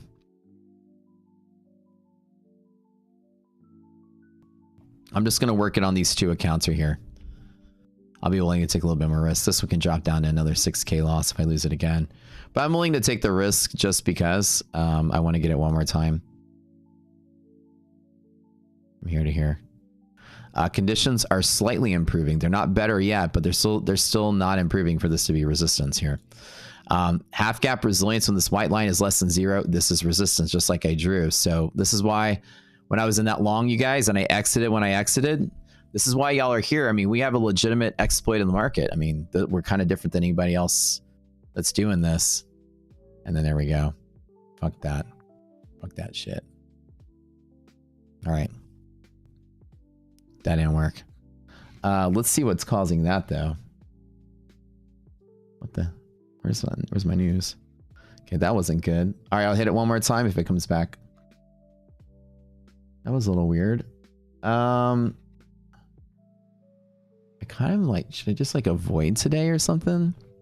Okay, get back in. EST, one more time.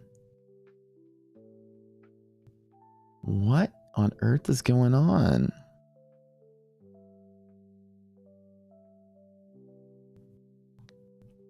China yapping? Oh.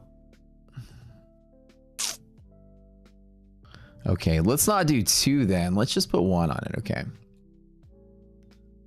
That's what's going on. Fucking China yapping, flapping their gums. China, why you gotta be crazy like that? Okay, let's do 2, whatever.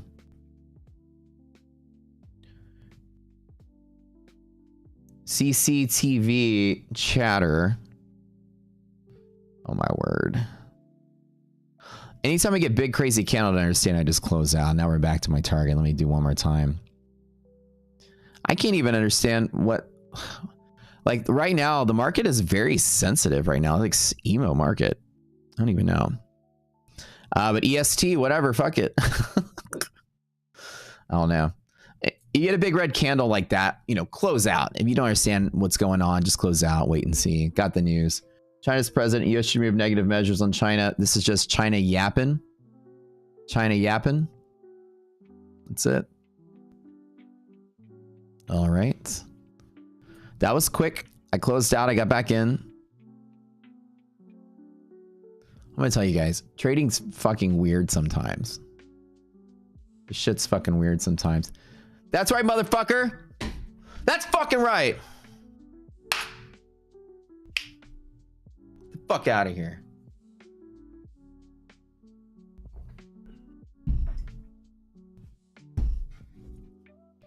Every single time. This was challenging. This is a good clip to watch because I went down, I stopped, I got in, I got back in. The problem is I didn't make any money though. Let me take the new screenshot. I'm actually down a little bit worse than I was earlier, but damn. Okay. I took a hit on both of the accounts and crawled back when I closed out. So these went down a little bit more. So remember, this is the pro level trading. This is the pro level stuff. This is where it's like, I've made some quick decisions, right? All right. So I have no evidence from here and I'm just fucking tired of this. I don't want to play this anymore. I kind of want to cry. You'll make a clip of that? Dude, it's like, okay. This is what happens sometimes. And I'm really glad you guys get to see this because this was some split second decision making. I made a ball in trade. It got out of the way. We fell to there. I got in. I took a really nasty candle. You guys know the rule I teach in the boot camp. Anytime you get a really sharp setting candle with volume, it doesn't matter what you think happens, close out. I immediately closed out. I was like, close, close, close, right? And then I went and read the news. China should withdraw, whatever. And then we come right back to LP, EST. I take it a second time. So again, the stats, right? It's all about taking it every time. And that's really what happens. This one hit stop. This one worked. This one hit stop. This one worked. And as you see, because I'm hitting it every time, I'm maintaining my balance, right? I just want to cry. This is so ugly. Like, so a lot of times when you're trading, you get to see somebody pick a direction up or down. Today was a master class in decision making. You guys got to watch me do pretty okay. I had some unlucky blips from all this, you know, news back and forth. But, you know, this is basically whenever things like, you may not notice that somebody is, you know, executing to their best. This by far was like pro level. I'm glad you guys got to see it. Not every once in a while do I get to, you know, put on my boxing gloves and dance around and hit it and then go pretty quick. See me shuffle my feet around and stuff. But I might be mellow all the time, but I'm always prepped and ready to go at these certain levels. What's that you said? Every single time? The stats are good. The odds are good. All right. Every single time. I have to take it because the odds are good and I have to make sure the odds play in my favor. Now I'm going to hit it with 1 because I'm a big wuss at this point. So, you know, it's like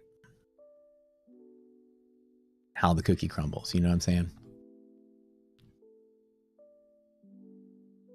And that quick decision making was what I try to teach you guys in the classes. You take your stop. Some people stop out and like, okay, let me just sit back. I'm always ready to aim at something, right? I'm always know what I need to do. And this was actually a pretty cool masterclass in risk management. I mean, this is really good. I'm glad you guys got to see it live. Get to watch me sweat a little bit. I think you guys like these streams a lot better, right? When I take a little bit of heat. Much better than just walking up and planting on it and getting somebody. You guys actually get to watch real trading. So I'm glad you guys get to see that.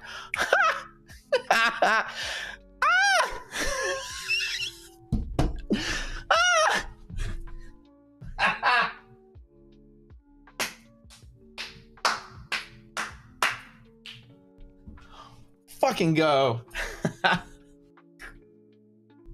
I'm done. I'm done for the day. I'm done with this.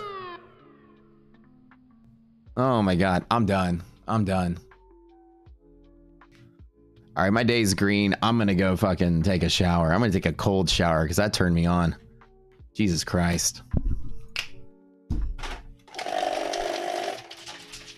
All right, I quit. I'm officially retiring today. I'm done trading. This is too much. All right, hold on. It's bad luck to put money on the ground, even if it's fake. That's according to iDoc. Oh my God.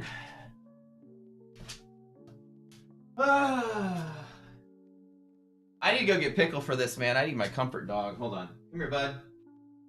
Come here, buddy.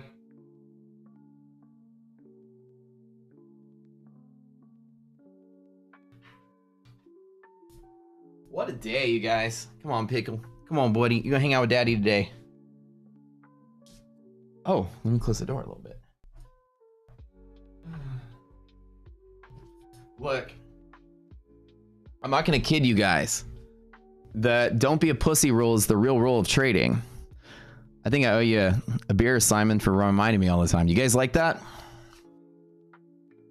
Oh God, there's a ghost opening my door again. All right, I'm done though. I retire. I quit. Walk away from the screen. Tyler nailed it. Yeah, this is it. Whatever was gonna happen today has happened. This is it. The day is over, you guys. I'm gonna tell y'all. Today is over. That's about as good as it's gonna get. I'll take it because I think I'm green now for the day. Huh. Oh my God. Oh my word. I'm telling you, the odds are in your favor every single time. Means every single time. There's no kidding. All right, that needs to be clipped, man. Let me tell my dude. Let me tell my little homeboy here that does this for me. Hold up.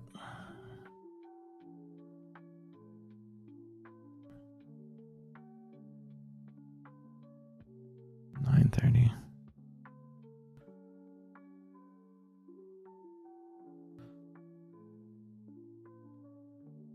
Jesus Christ, that was fun. Sometimes trading gets exciting, right?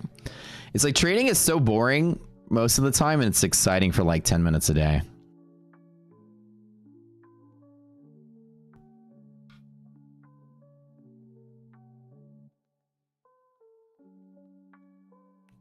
Stick to your guns.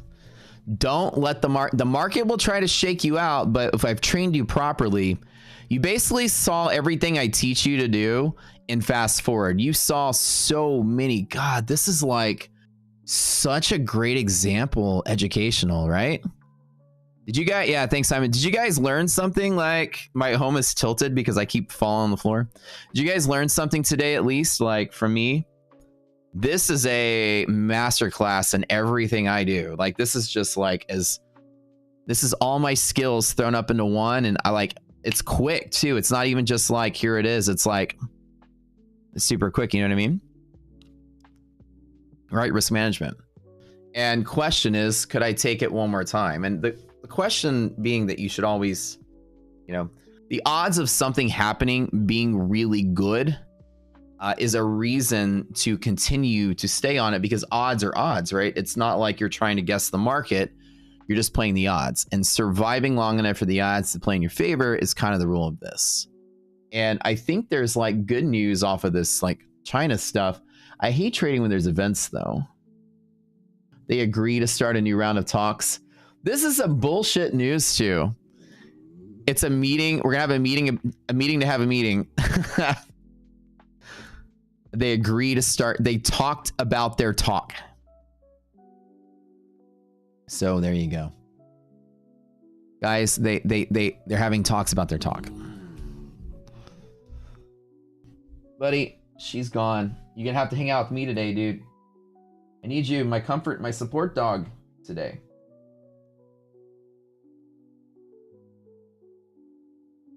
You hang out with me today, bud.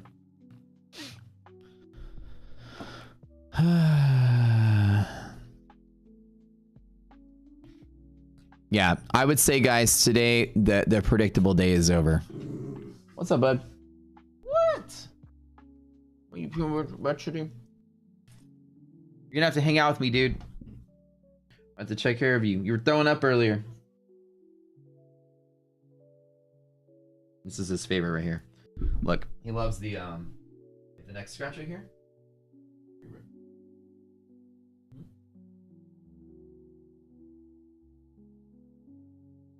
If you do that, dude, he'll just like fall asleep right in your arm.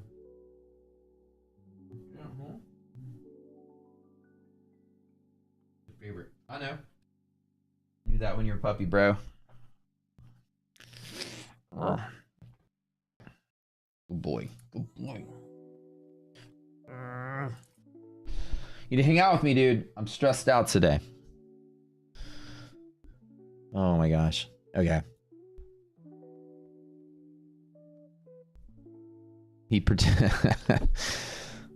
talked about the talk. They both feel good. Good enough to talk again. Good talk, right? They have a conversation. They're like, we should have a conversation. Yeah, that's a good idea. Okay, great. I feel great about the conversation.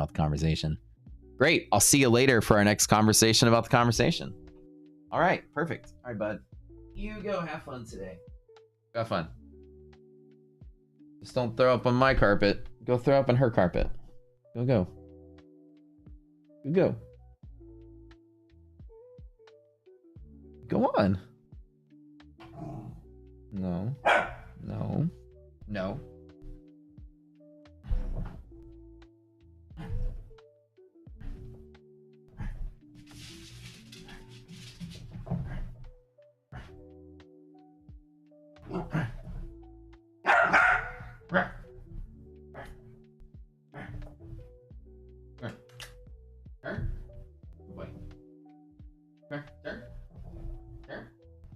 Show him the trick.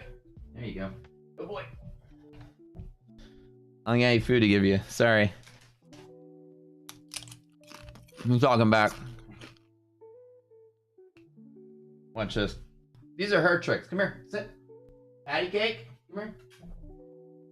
Good boy. Oh, sorry. You don't get a chip. She's pretty smart.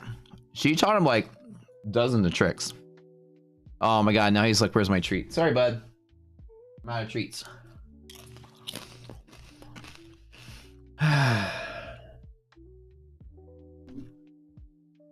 What a stupid day today. But here's the part, right? Odds are odds, and I played the odds, and I'm just going to count them for you guys.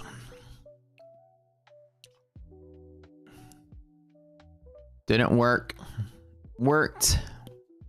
Didn't work. Worked. Worked, right? And the idea is that you're playing the odds. Our respective teams will be meeting shortly at a location to be determined. Will be represented by Secretary of the Treasury Besant, Secretary of Commerce, blah, blah, blah. The call lasted approximately 1.5 hours and resulted in a very positive conclusion for both countries. There should no longer be any question respecting the complexity of rare earth products from Truth Social. And that's it. But playing the odds, right? And if you didn't have rocket scooter stuff in front of you, it just looked like a choppy, nonsensical day. And it was, right?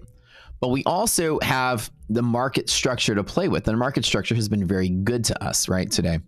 While I did stop out 2 times on a really good A+ setup, the other 3 times it worked. And you guys got to watch that approach of mine, the resiliency I have whenever I actually approach the market. I don't get shaken out and change. I didn't flip my position. I didn't turn around and short the market. Even in the middle of news. And I didn't think there was going to be, in the back of my head, I didn't think there was going to be any damning news like the trade deal is still on. Every time they talk, the conclusion is mostly positive. But right, so when that happens, I still get out of the way. I'm not like, okay, let me jump in on the short, right? I still have the stats and everything. But hopefully you guys enjoyed what you got to see today. It gets a little fun. It gets exciting, but the problem is, and then you can say, Like maybe in your journey, you're like, man, I think I feel like I'm pretty far ahead. And then what you saw today was like, oh, okay. I can see that the real kind of like upper echelon of you achieving what it is you're trying to achieve in trading is being able to like quick risk management. As quick as I applied it today, that's what you want to do. You want to be quick. You want to think quickly. You want to act quickly. And I'm just so happy you guys got to watch me fucking sweat it out and take a loss. This was great. I love when exciting stuff, like it might seem like it's slow and predictable and it seems like I'm making money most days and it just is like, it might look easy from kind of your point of view because it's just this formulaic, but it's not easy. The reason I survive and most traders don't is because of what y'all saw today. I'm so quick when it comes to it. I'm like Yoda lightsaber battle. He's walking with the cane for all the different, all the different shows you watch, right? Yoda's with the cane. And then once he get his lightsaber, flipping around, fighting Count Dooku, right? He's just backflips up in the air. And then I remember when I saw that in the theaters, I was cheering. You got to see Yoda finally fight somebody, right? And then you're like, okay, damn, he's quick, right? And then after the fight, just picks up his little stick and starts like hobbling out again. Basically, when you need to, you got to be quick. And you always got to be sharp. You have to be sharp enough to be quick when you need to be. And the idea that I cut on that and it bounced back out and I jumped right back in, that's very, very, very like pro level decision making that you guys will get good at the more you practice it. Anytime and my rules are this, every time I hit bear zone top with a ratio greater than half I long every time. It's such a great trade. If I lose one strike distance, I cut out. If I have a big candle with high volume that I don't understand, I just close out immediately. Whether it's a win, whether it's a loss, I close out immediately.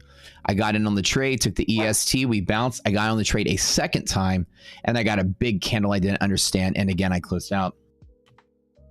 The wash rule that I teach you guys on big candles that you don't understand, you want them to wash your account. You want them to have no effect on your account.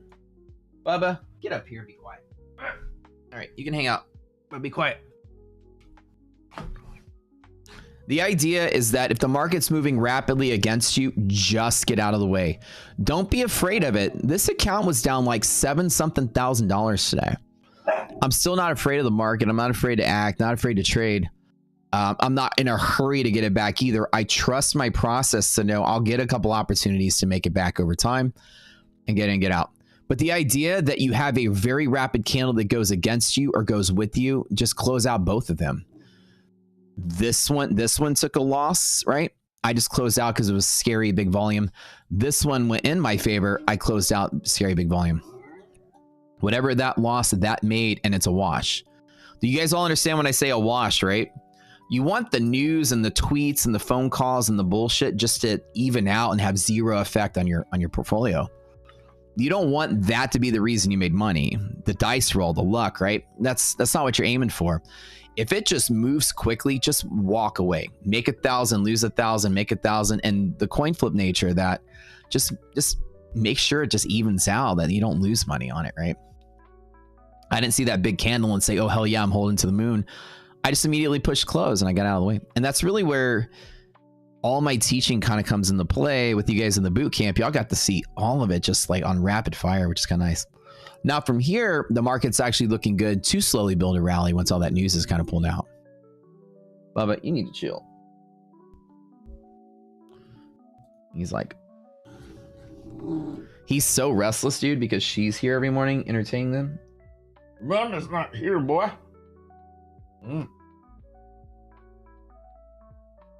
Good belly rubs. Huh? You want attention? That's all you want is attention.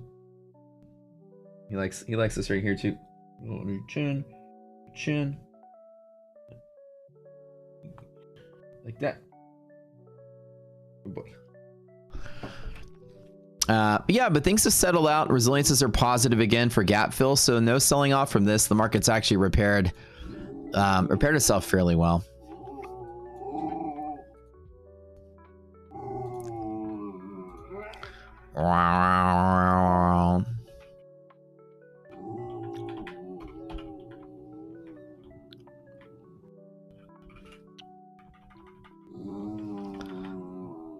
Why you trying to beef, bro? What's up?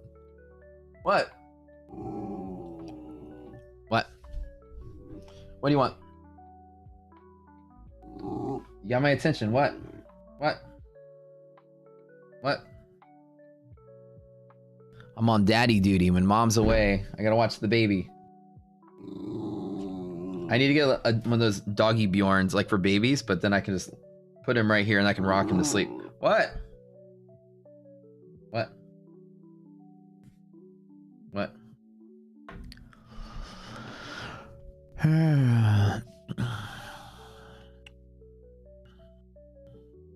Junk in your eyes, boy. Yeah, he's great. He's a good dog. Pickle says no FOMO, no chase. Yeah. So we flipped the polarity on resilience for gap fill here, which looks pretty good.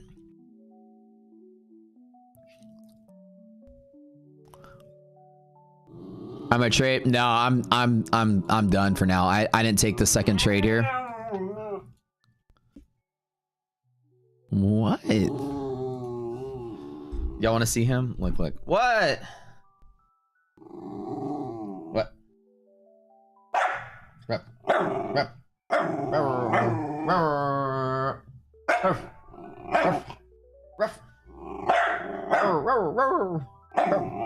He does this. He like turns his head when he barks. It's so funny. He'll go. Ruff, ruff, ruff, ruff.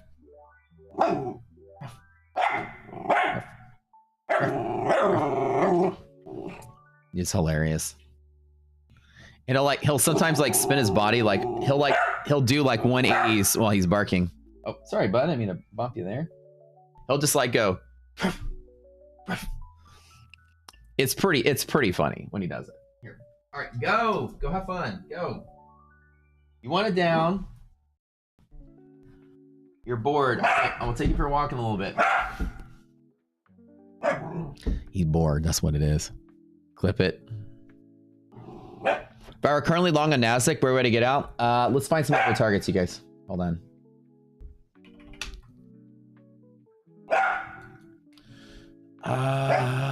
There is nothing. You're kind of internal to the range. I would say that.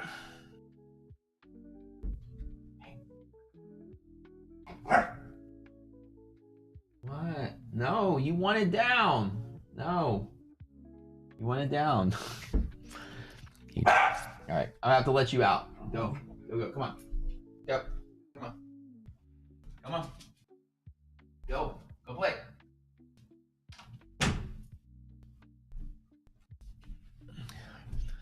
I don't know how she gets work done because he does this all day long. Okay. There is really no upper target on bull runs like this other than this upper DD band.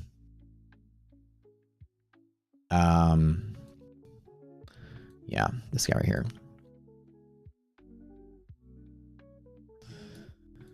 So that's about it for today. What a day though, right?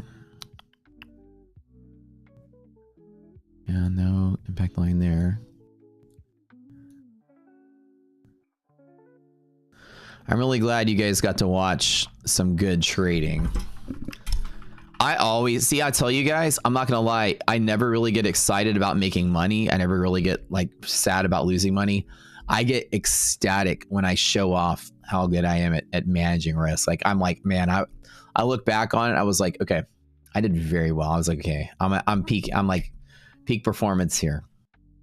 So I'm really excited that you guys got to see something awesome, because very rarely do you get like a really good test of your skills and like application, and that was on point. That was really on point. That was good. And now it's kind of like, yeah, the market's kind of stabilized a little bit with some of that positive news. There's really no more activity from here other than you've got support at half gap today. So the polarity of the market has flipped since about maybe 11:45. And half gap is now your support to there. I mean, now you got a clean run all the way to the top. This area right here, that's your new support. How much did I make today? On the side there. So maybe I'm up 1,000 or something. I don't know. Let's add that up. I did okay. I was down a little bit. Now I'm up. 73 plus 46 plus 1718 plus 1821 minus 3675. I'm up $1,100.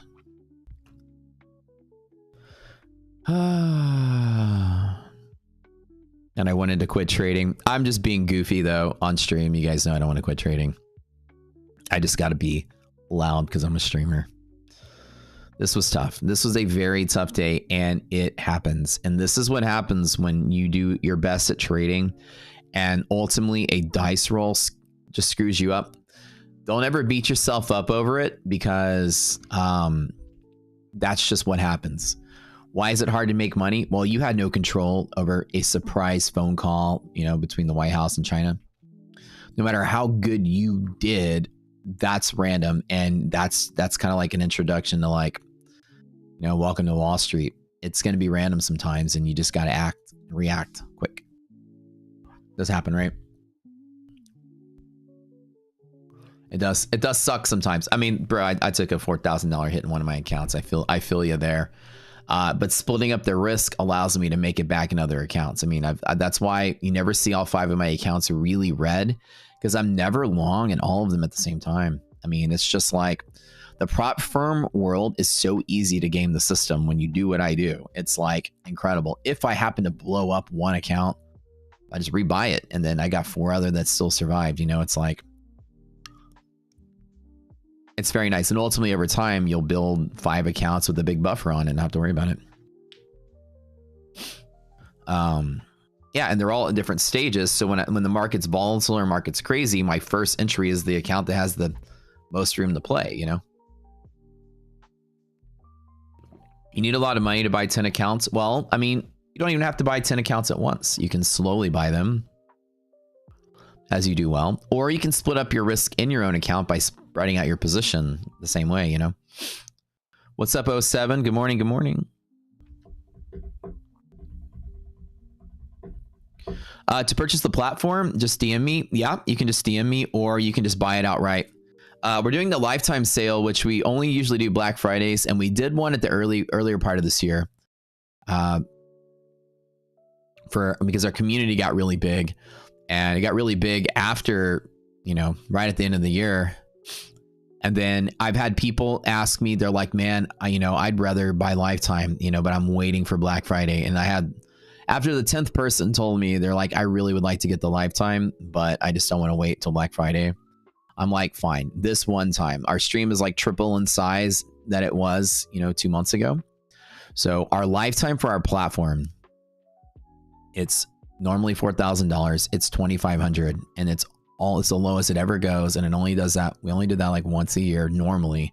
And this is the 3rd time we're going to do it this year. So I'll do it one more time because everyone keeps asking, but essentially, you're paying your $160 a month for your platform.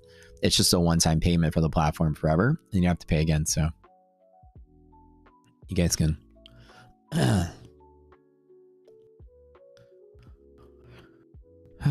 But in general, I mean, trading is going to cost money, and that's the thing. And even if it's expensive, you know, it's relative to everybody. Some things are expensive, but there's different products for different levels of what what you can tolerate. Apex goes down to like $20 an account sometimes, you know, like $10 an account sometimes. And for most people, that's fairly affordable, right? Not everybody, you're right. Not everybody can afford $500 accounts or $10,000 account, or, you know, but there's enough spread and the variety of accounts that there is something for everybody out there. I can help you guys shop if you need help shopping. I know all of them. Yeah. But think about it like this, right? 150K is $300 all in. Imagine what traders had to deal with 10 years ago before prop firms were around.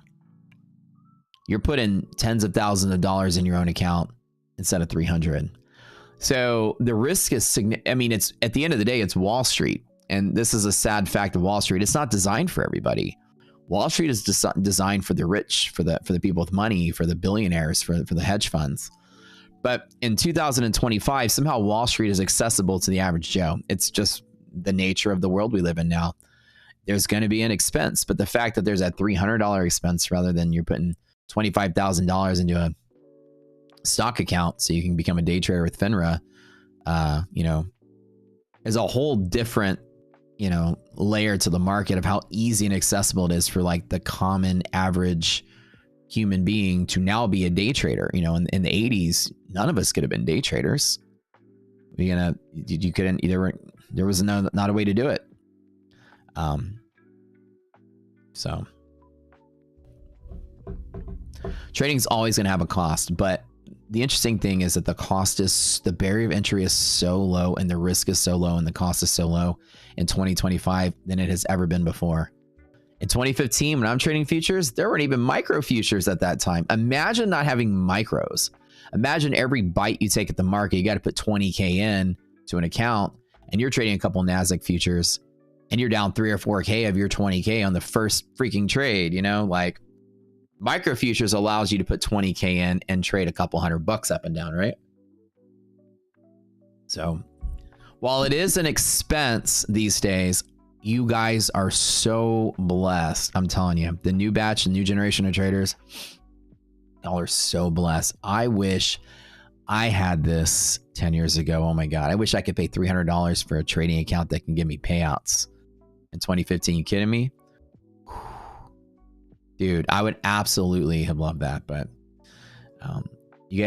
traders are spoiled these days in retail. Retail is a big part of Wall Street now. And there's a lot of companies that can cater to a lower barrier of entry for a lot of us. So you blown over 100 accounts. Yeah, that's normal. Most people in the prop firm will blow up a bunch of accounts. But think about it like this. If you blow up 100 accounts at $300 a pop, okay, that's a $30,000 education. Dude, most of us spent hundreds of thousands of dollars on our education in the real market with our real money. The same thing. It's part of the business. No matter how you frame it, you're going to lose a lot of money before you get good at this. And that's just how it goes. Early on, I mean, as an engineer, I got a severance package. I got laid off in 2010. I decided to put that in a trading account. I got half a year's salary, which was probably about 60 grand, something like that at the time. And, ultimately all that 60 grand went bye-bye at some point. And then I go to work, make some more money, put 20 in, make some money, put 50 in, make money, put 30 in, and over time I stopped losing money and then it finally paid off. But everyone in this business is going to have anybody in any business is going to have a 6-figure education, whether you go to school to become a doctor, whether you go to school to become whatever, an engineer, an architect, a nun, I don't care. You're going to pay for school to do, maybe not a nun, but you're going to pay to school to do something. And this is your school here, right? It's part of it, and you have to accept it as part of it. And for most people with the prop firm world, the best way to approach it is you have a budget. How much are you willing to spend a month? Say that you have a job, and say at the end of the month, you've got $3,000 extra dollars to spend after you pay your bills. You and your wife decide to put $1,000 of that in the savings, $1,000 of that into your rainy day fund, and then $1,000 of that into your day trading. You convince your family, this is my education. I'm going to spend $1,000 a month or whatever. And then you budget it, and then you just stay within your budget. And you'll learn over time, but it's kind of neat because you have control over that, how much you're willing to spend a month. When you're trading your real money, you don't have control over anything other than you have the discipline to stop your account before it bleeds out. You can have 6 months worth of money thrown into an account that you lose in a single trade. Prop firms don't even allow you to do that. You can only buy so many accounts. You literally partition your losses into a fixed amount and you can only lose so much per day. And then once you run out of money, you can't buy anymore. Your losses are really fixed. You're forced to have risk management, even if you don't know it. Your daily drawdowns and the cost of these accounts will essentially, eat up your budget, and then you're done until you get more money. Much better than, eating up your $50,000 of your trading account until you're done and you need more money. So I wouldn't be at all disparaged. Like, I wouldn't be discouraged if I'm losing hundreds of accounts or thousands of accounts. You guys, it's really normal. Pick your favorite influencer on stream. Your Apex traders, dude, they've all blown up thousands of times. All of them. The biggest ones out there. All my friends have blown up thousands of times, but their goal is different than your goal. They milk the prop game for what it's worth. They use the low risk and arbitrage and jump in and push it hard. And they make millions of dollars by spending hundreds of thousands of dollars and blowing up as part of the strategy. It's part of prop firm trading. It's a different style of trading. And you know, there's a bunch of ways people can utilize this low risk environment to create advantages for themselves, you know?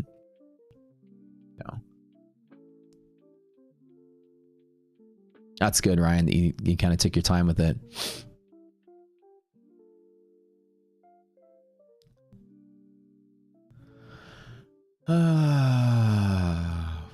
Crazy day today. Yeah, the market just flipped back to being bullish again. Where's my mouse? Oh yeah, we need to do a giveaway, huh? Give me a second on the giveaway stuff.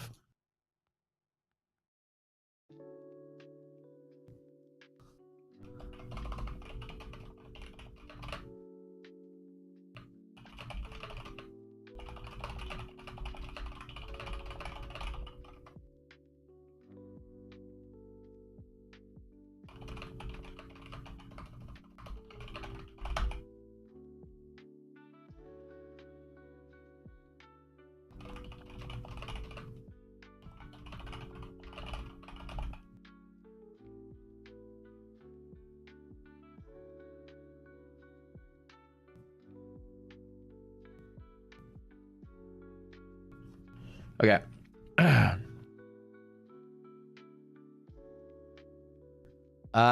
Any advice on being in drawdown on two fundeds? How far down are you drawdown? And how many days left do you think you have to trade on those things? That's the first thing you need to tell yourself is how close are you to busting? So I just got the approval from Tradeify. They're going to give us 15 accounts now every month instead of 12. So Tradeify just gave us 3 more accounts to give away this month. You guys are doing so much in this prop space with us. Our partners are very excited and they're offering us more accounts to give away. So that's good. 3 more accounts to give away with Tradeify. Big fan, bro. What's up, Team Godlike? Good to see you, man. What trade was the 3675? Yeah, well, that was the early bird trade. So, in that account, I longed at half gap. It flushed to bull zone bottom, and it flushed to bear zone top. Actually, I'm drawing that in the wrong place. Let me show you SPY, and I was actually trading Nasdaq proxy on SPY. So when SPY hits its pivots, I was trading Nasdaq instead of the S&P. Either one of them's fine to trade. It doesn't matter. But basically, I longed here, the positive res. I longed there again, and I longed there again, and then I stopped. That was down like 7K. Then I made some money, lost some money, made some money, and then turned it into like 4,000. The rest of my accounts, the one at the bottom, I longed from here to here, and that was it. The first one, I also was trading inside of here and took some losses and managed to break even on that one. Yeah. We got completely like blindsided by all the Trump and China calls, and it happens. But today was an awesome day. If you guys watch the stream, you will see a whole lot. Go watch this morning today if you missed out on it, and you're gonna see a whole lot of like really solid, really good decision making, and me not losing my cool and me keeping my cool. So today was a good lesson for sure. Have I traded with take profit? I haven't traded with take profit yet, but most people here do. This is actually our most used coupon code is straight take profit. So I think that's the most popular one here. Tradeify and my funded futures are 2 and 3 in that order. Well, funded next this month is number 1 last month, but we'll see how this month turns out. But the ones on the screen are everybody's favorites. ETF and Apex as well. We don't really talk about Apex a lot here. Most people that used to use Apex now use take profit. So Wind Bull music. The market doesn't need it. Look, it's going up on its own. You want to report that like 5 scammers contact you through Discord? Dude, I'm going to tell you something. It is a Discord problem. And what sucks is there's 0 things we can do about it. Any social media now is going to have bots and scammers posing as me or posing as other people messaging you guys. And it's really crappy because they got really sophisticated these days. They'll tell you like, hey, turn off DMs so no one can contact you so the scammers can't get to you and stuff. And that's so they can isolate you and just condition you. I promise you guys, I will never send you a message. Never, for any reason whatsoever. I will never message you. I don't care what it's about. I don't like you guys enough to send you messages. No offense. I don't want to talk to any of y'all. No, but seriously though, the only time I'll ever reach out to you is usually by email if there's something I need you to do, which is almost never. And if you reach out to me, I'll write you back, but make sure you write the real me first instead of write the fake me. Usually Slack's Andrew, he'll be the one that contacts you regarding your account, but you just need to make sure you click the profile and it's really him. It's not, you know, rs.s.lakcks or whatever. Like, make sure it's spelled right. There's a million variations of it out there. And we can't, the problem is we can't police it because it's not part of our server. It's just in the Discord DMs. If you like someone on Twitter making a fake Matt account and then messaging you on Twitter, there's nothing I can do about it. I have complained to Discord. I've written the Discord CEO. I've threatened them with a class action lawsuit. They're fucking idiots at Discord. They're the reason we brought back the R word to literally, because these guys are fire retardant. They are literally fireproof. Like, the stupidest, most idiotic people work at this company. They have zero perspective on what goes on under the hood of their community-based platform. There are 2 easy changes that can stop that overnight, and I've yelled at them what the changes are. I even told them I'd fix it for them. My development team would build it for them. They don't listen. I've literally hounded the CEO on Twitter, and I wrote him long DMs, and he's like, I'll send it to the customer support team. To allow you to choose your own screen name on Discord, that when you message somebody, it will say rs_Matt sent you a message. And when you click to expand it, it's like, oh, well, this is the real name, rs.m.a.tt. So they can just choose any display name they want. And when you get a message, it's from whatever name they choose, even my name. What? Like, why would you allow somebody to have 2 names on Discord? I can just be whoever I want. I'm going to message all you guys tomorrow and I'm going to be Donald Trump. Okay. I'm going to message you all with an opportunity in crypto tomorrow. It's Donald Trump. Discord is planning an IPO. Yeah, I'm sure they are. That's why they're not changing anything. Anyways, market shooting up, just bull market. All stuff went bullish middle of the day. And you guys, if y'all are trading this, you guys know all of our indicators went bullish right about here. And then we're just kind of like drifting higher. Now I could have continued to trade this, and I know I'm just kind of like worn out from this morning, but in all honesty, longing off top of the box with positive res is something we teach. And DD band is that upper target.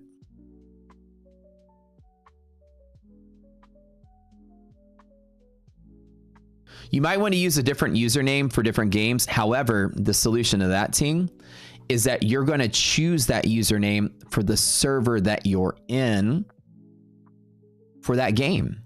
So yeah, you can have a unique name. If I wanted to play Call of Duty under the name Matt and Pickle, in the Call of Duty server, you can see me as Matt and Pickle. But if I send you a DM, it shouldn't say from Matt and Pickle. That's different. It should say my real name first, and then whatever name I chose in the mutual server that we have together, small and underneath it. However, it shows the name I choose really big, and you have to expand it to see the real name. It's absolutely backwards. And so the idea is, the reason they allow that is so you can be a different person in different servers. You can be Matt here, you can be, you know, backflip, headshot, no scope here. You can be different names in different places, but it should be isolated to that place. Instead, you can be whatever display name you want in a DM to a stranger, meaning that you can pose as anybody. You should be unique to a server, and your name should be unique in that server where there's only one you in that server. And then, but people can be like, hi, it's me, Mr. Beast. Guess what? I got an opportunity for you, and just send people DMs in the background. And that's beyond like the purview of what the server owners can control. And it's outside of what they can even police. And all day long, there's rs_Matt messaging people. How's your trading? Hey, I got this secret Telegram group. I don't talk about it on my stream, but this is where I do my real plays and real calls. And all you gotta do is wire me some crypto and I'll make you some money. And it's like, It's crazy how many of you guys fall for it. Once a year, I get somebody that got scanned for everything. Once a year. Literally everything they own. And the sucky part is they message me and they're like, it's usually found out that way. Like, hey, it's really weird. Like, you haven't been responding my messages on your other account, so I'm messaging you here. And already I'm like, are you stupid? Like, what? Like the person that's coming to me, they're like, yeah, I mean, I was messaging you on your other account and you didn't respond, so now I'm going to respond to you here. What? Okay, what's up? Yeah, like I can't log into my whatever account. I'm really worried because it looks like the coin has crashed and blah, blah, blah. And I'm like, what? And what sucks is, as a human, I feel so bad for people, but then I'm kind of like, why are you telling me this? Who are like, why are you telling me this? Because the person looks like me. It has nothing to do with it. I can't help you. And as much as I want to wish I could help people, I used to fill out police reports and help people, help them as much as I could. But then at the end of the day, it's like, I'm another stranger just like anyone else. Why are you coming to me for help? I can't do anything. And it really sucks because my hands are tied. I wish I could jump through the fucking phone and, just crush whoever did that, but they're long gone. It sucks. It really sucks. Like, I wish there was something I can do. And what's sad is that in that moment of like realization, like, holy crap, I got scammed, people are usually like, is there anything you can do to help me? And they ask me that, and I'm like, there's nothing I can do to help you. It's like, because, we work together in trading and we hang out on the stream, I'm not responsible for you not getting scammed, and I can't help you. As much as I'd love to just give you money, right? It's really your own diligence in life to make sure you protect yourself. And these people are so convincing, but you have to really just kind of understand this. Nobody is ever going to message you with an opportunity in this world. That's something that you were selected. You got an opportunity in front of you. Don't worry. Just you. We picked you. You got it for you. Nobody will ever do that for you. And you should have learned that from your fucking parents. As much as I want to go out there and like help people out, I've tried, and there's nothing I can do. And I have a really sad story, and it happened to one of my friends. And it was actually a long time ago. And with AI, it's only getting worse. Tyler will tell you a story. Tyler's shit just got hacked in his Apex account. They even faked a photo of him to pass a KYC using Publishers Clearinghouse. I remember from back in the day. Dude, Tyler's story is brutal as shit, man. Like, they had a fake picture of him holding up a sign to pass a KYC generated by AI. So it's, yeah, dude, it's pretty gnarly. He sent it all to me, and it was just like, it's gonna get worse. And that's the problem, is like, there's really no protection for you. Now, let me tell you a sob story. All right. This was like maybe 5 years ago. I don't know, maybe 6 years ago. I went on a date with some girl, and she was cool. I liked her a lot. She's a really good business owner. And, she was like, her English wasn't that great. It was good, but it wasn't that great. And she ghosted me. We didn't talk again. She had kids. She was busy with her real life, but she wasn't like not ready to date or whatever. But I really didn't hear from her much after. And then, like, she started telling me, like, after we went on the date, she was like, you're so perfect and you're a guy I always want to date, but I just got to have a bad relationship. And I really don't want to commit to something right now. I want to focus on my life. But if I ever feel like whatever, we can go out again. And I'd love to see you again. And then years went by. I didn't hear from this girl until she reached out to me asking me about her crypto. And this is a real thing. This person was like, hey, I hadn't heard from you in a while, but I'm so happy to finally get a hold of you. I've been texting you and calling you, and like, I haven't got a hold of you. And I'm like, I haven't heard from you in years. And she's like, what do you mean? This business opportunity, this thing that we've been working on. Are you kidding me? And her English wasn't perfect, so it was really hard to understand each other. And she thought I was joking. I'm like, no, this isn't me. And I haven't talked to you at all in years. We went out that one time, and that was it. And this girl basically told me a story on how somebody had asked her for $50,000 worth of crypto to go in on this thing together. And this person was me, and the person reached out to them on Instagram and actually was striking up a love connection with this person, not just trying to get the money, but she showed me all the texts and all the things. And it was like months of this person just like, you know, you were the one that got away, like really buttoning her up. Like, you're the one I always wanted to be with. I've always been in love with you since our dating, you know, and it sounded like broken English too. And her English wasn't good enough to understand that that was broken English. When you read it, you were just like, this is somebody in fucking India or something. But it was like very convincing. Like, we were in love with each other in these texts. We were gonna run away together. We were gonna make all this money together. And it was heartbreaking. Heartbreaking. Now, you know, this girl was doing okay in life. It still was a hit, but the problem was she was heartbroken because it wasn't really me. She didn't care about the money. She was like, you know, I'm just sad it wasn't really you. That was the hardest part of that. Yeah, she did okay in life, but man, just to sit there and think that they were like planning trips together. They were planning on naming their kids. It was like complete romantic conditioning, man. It was crazy. So I helped this girl file police reports and stuff, but it was just like, and I even was like, you know, if I give you some money or something, well, she's like, no, I'm very okay in life. I don't need the money. She's just like, I'm really sad that, she's like, I thought, you know, over the years, I always thought about you and you're the one that got away, kind of thing. So, right. That's crazy. And the crazy thing was, this person was it was just a fake version of me on Instagram, and they were just picking people out of a hat, and they happened to pick her out of a hat of all people they could have picked, right? Should have just dated her. No, she was actually a really, really nice person, but that was like extremely sad. If Master Rich is like, you'd be sad if I didn't love you back too. I know, bro. But the idea was that, like, at first she was skeptical. She was kind of like, you know, it was almost like, I don't really, you know, we just started talking again, you know, it's like, I don't, you know, she's like, I mean, I liked you. We had a good time on our date, but this is a little too much too fast, you know. I don't know. I feel comfortable going into like a business thing with you. Maybe we should date first. And this person, she was initially skeptical, and this person just worked around her skepticism and completely conditioned her. I mean, it was like really talented scammer. And initially she was kind of like nervous about it. So trust me, trust your instincts on these things. People are going to be very, very brutal, especially with AI. It's going to get crazier. Yeah. I knew she had a kid too. And I was like, you know, can I help you guys out? That's my original thing, was like, I can help you guys out. Do you need some money? She's like, no, actually I got a new business.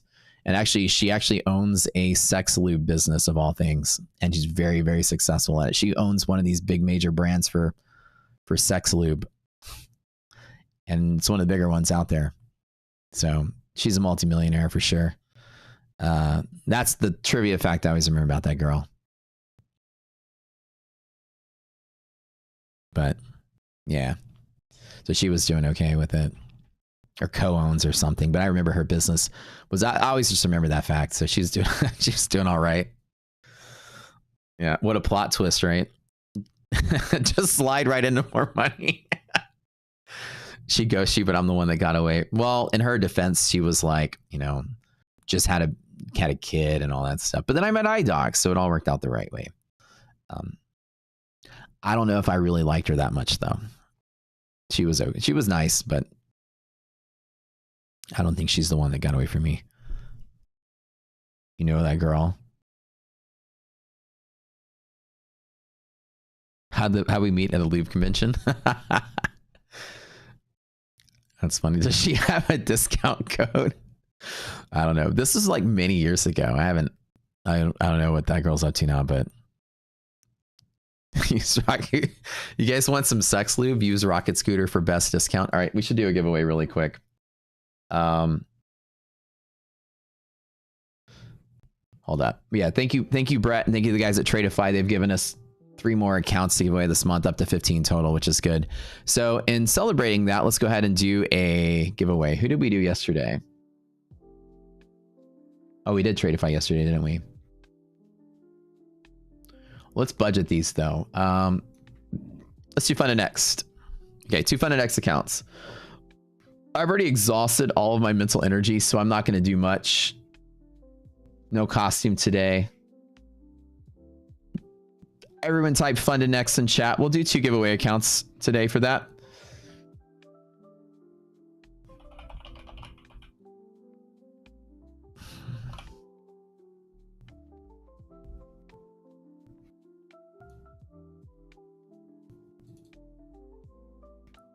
I'm really enjoying my experience with Funded Next. They're starting to catch up with all the delays they've had from the big, you know, bursts of customers they had, but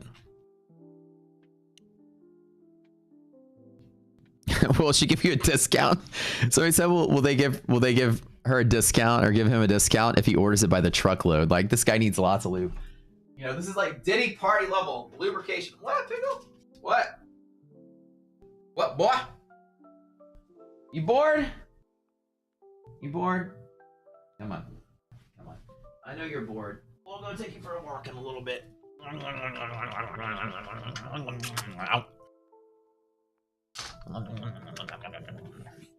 You sit here and you don't bark. So I'm trying to throw some Diddy style parties. Can I get a truckload of lube? That's really funny. What a trading day. No. Don't you start. So long story short with that, don't get scammed. Matt's not going to message you with love stories, with financial opportunities. I'll probably only message you to play Call of Duty or something, but you better win after a day like today. Visionary Ventures needs a win today. He took a hit like I did. His hit was like 4,000, kind of like my big account. My big loss was. But I managed to turn at least the day positive by 1,000, and I'm just like, I should have not been goofing around on stream, and I should have taken a long up the box, but whatever. Pickle, why is your fur all matted? Did you throw up on yourself? Yes, you did. Bro, you need a shower. You need a bath. I'm gonna bathe you today. Want your attention? We gotta do the giveaway. We gotta do the giveaway, the accounts.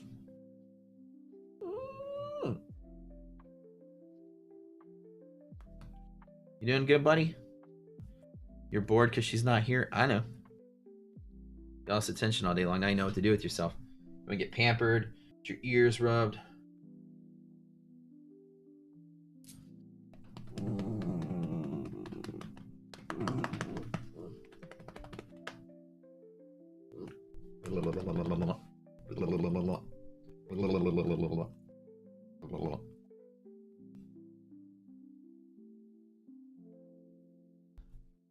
Does Pickle trade too? He does. He trades, he used to trade for JP Morgan. Used to be a spot corn trader. No, wait, what? What? Bro. Go away. She always tells me she can't get anywhere. Come on. What do you want? You need to go to the bathroom? I'm gonna take you out in an hour. Just chill. Oh my gosh. He's too much today. I do need to take him for a walk. Ooh, ooh, ooh, ooh.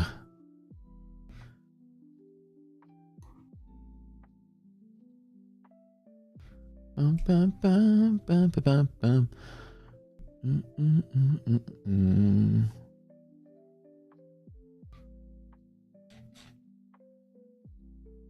No, he absolutely no, she just spoils him rotten, so he doesn't know what to do with himself. He's so bored. I'll have to take him for a run. Give him a little bit. All right, guys. We'll do 2 Funded X giveaway accounts today. Just like we do every day. Don't forget to hit the like button really quick. Let's get the likes up to like 500 something. We had such a big turnout this morning with like almost 800 people. That's good. Stream is growing. I like seeing that. Hit those likes though. God, what a crazy day. I almost am like...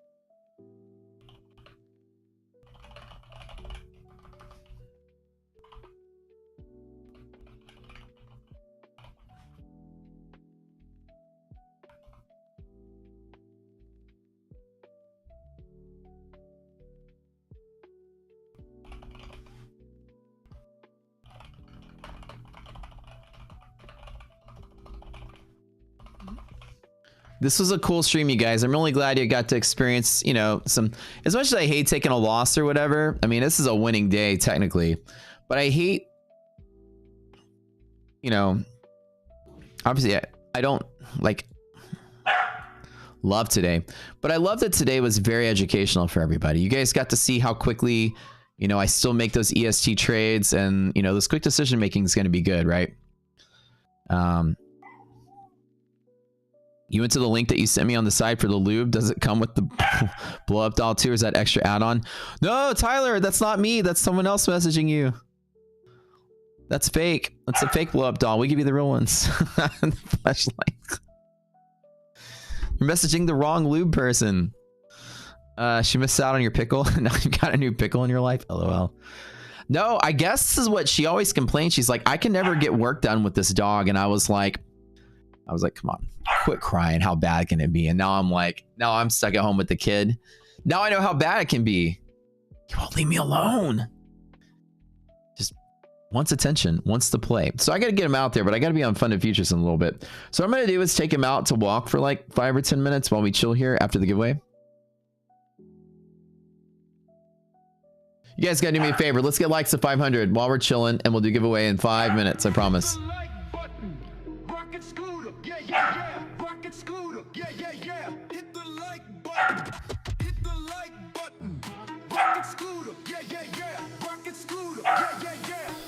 I'm almost regretting just like being too afraid to play this because the market was just bounced up around with that Trump conversation today. But this was actually the perfect setup. I just wasn't... Resilience wasn't good enough at this moment for me to care to take more risk. And probably because I was crawling back, I was in no hurry to try to like take any more risk. I think a lot of times I'll just... And again, I probably was just too distracted with stream and stuff. But there was no reason for me to not long from here. My original trade from this morning. Or whatever.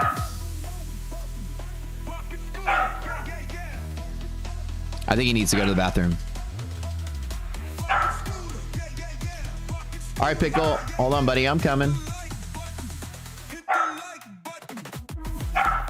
Everybody smash the like button. At 500, we'll do the giveaway. We'll spin the wheel. Type in funded next. Also, lifetime $1,500 off. We only usually do this on Black Friday. So that's a huge deal. If you guys like the boot camps, you guys like the platform, the $1,500 off is the newest huge deal we usually have. And we only usually do it once a year, but we're doing it again. A lot of people keep asking for it. $1,500 off of lifetime. It makes it really cheap. But $159 a month for the platform, it really makes it where you just pay it off super quick and you're good for life. And most, like 80% of our members are lifetime, so they just buy the software outright and you don't have to pay a subscription for it.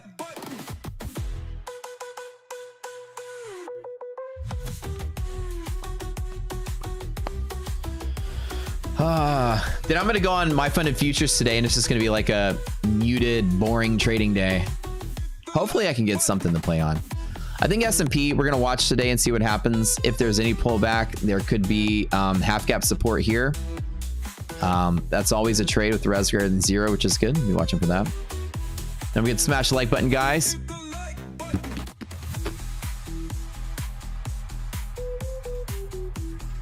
Try My Funded Futures for the first time.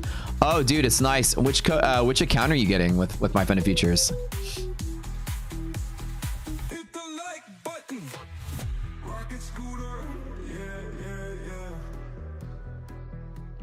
No, I mean, are you doing the expert or are you doing the starter or the starter plus? What are you doing?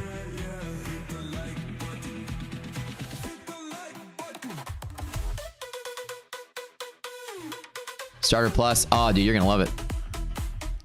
Starter plus is great.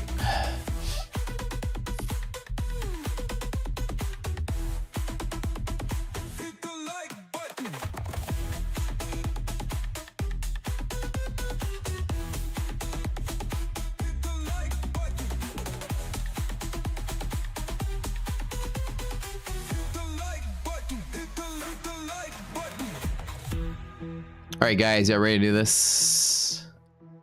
Are you ready to do this?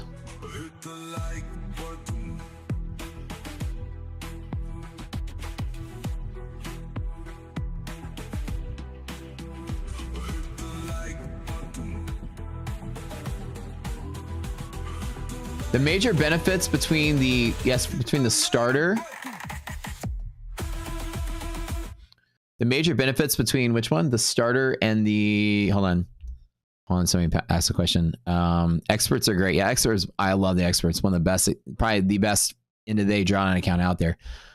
Somebody asked the difference between the starter plus and the expert. So when you come down, let me see if I can find it real quick.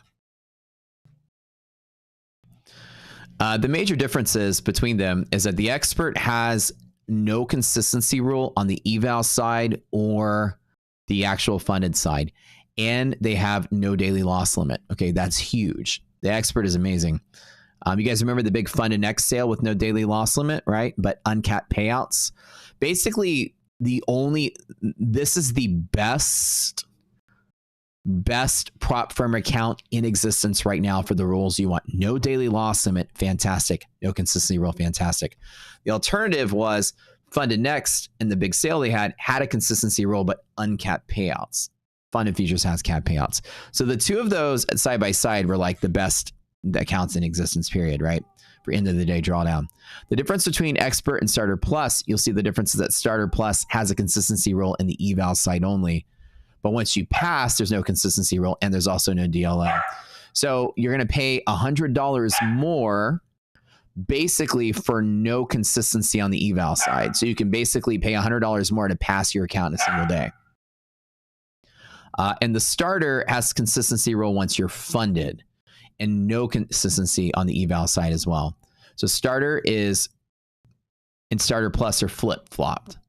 Starter means that, you know, you're going to basically be very cheap, but you have to take your time in the eval. But once you pass, you're unbounded except for your daily loss limit. What I'm going to tell you guys, while this being the cheaper account, the starter plus being $30 more has insane amount of value for the $30 more. I wouldn't by any reason ever buy a starter account because of that. Not that it's a bad account, it's a discounted account, but daily loss limit, getting rid of that for another $30 is absolutely worth the $30. I would get rid of it for $100 extra dollars. Daily loss limit is just something you don't want to play with. It's an extra layer that you don't want to deal with. And then the difference between the expert is you just don't have the consistency rule at all in expert, period. And you get like a few more extra perks, like you can micro scale. You can micro scale. There's no scaling rule, all of that, etc. And you get like payout every 14 days, etc., etc. I think he needs to pee. All right. I'm going to take him out to pee in a little bit, but you guys hang tight. We'll do the giveaway in 1 second. Don't go anywhere. I'm going to take Pickle out to pee. We'll be right back. I think he does need to pee. I got you, bud. I think he needs to pee. All right, y'all jam to some music. We'll be right back. Oh, I know, but I'm waiting for my trading opportunity here. Hold on. All right, he does have to pee, I'm sure. Okay, I'll be right back. I'd like to take along at 89 though. Be right back though, okay? We're gonna go. I gotta pee, he's gotta pee. BRB. 5 minutes, okay? Dog pee. All right, let's go. Let's go. All right, you gotta pee? You gotta pee? You gotta pee? Where's Timmy? Did he fall in the well, Lassie? Let's go. Let's go.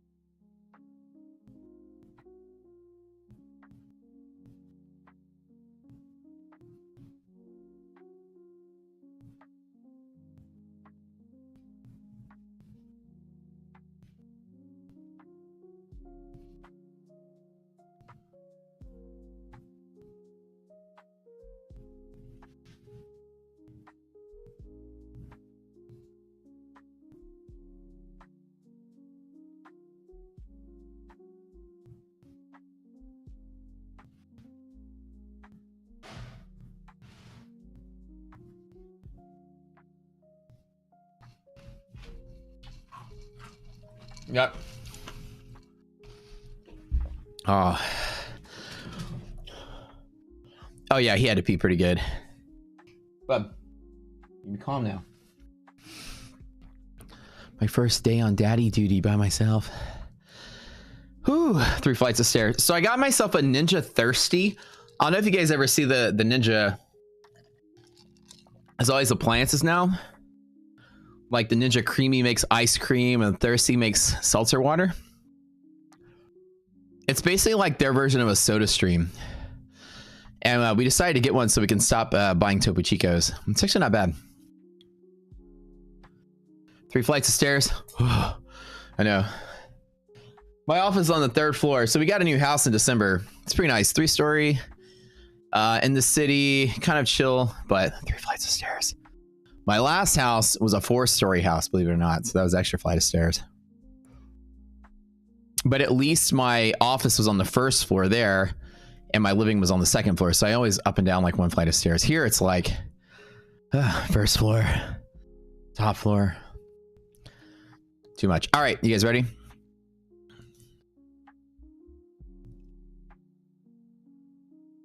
Reading else comments. Join the boot camp. Excited? Oh, awesome, J Void. Awesome. So we're like at the tail end of it. There's about 5-6 more classes left. But basically the rest of them are bonus. So the boot camp itself is 17 classes with 3 bonus classes that are like extra stuff. One of them straighter funding programs. And I think we're on class number 13 or 14 right now. So we're almost done with the boot camp education. You guys that want to join the $20 boot camp, it's $1 a day for 20 days. Join it now because we're at the end. The bonus classes go straight into like risk management, things like that in funded programs. But we start over with all the lessons in about 2 more weeks. So through Militia, yeah, I got your DMs, man. I got overloaded with DMs when I asked people about Funded Next yesterday. So I got you, dude. Usually takes them about a day or 2 to get back to giving you guys the accounts. So if you guys, how you join? Yeah, again, this is let me give you the link really quick and then we'll do the giveaway. You can join here. It's $1 a day for all of our classes. And I'll tell you, this is by far the coolest thing we do. Everyone here will probably tell you this is their favorite part of the community. Giveaway time. Guys, don't forget to hit that like button. We need 14 more people to like the stream.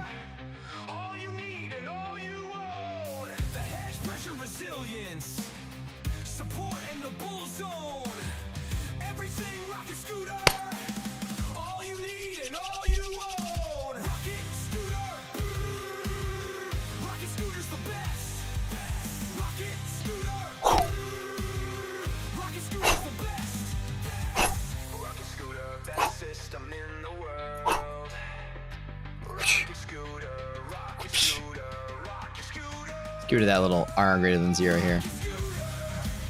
Big ol' dance with it, buddy. Big ol'!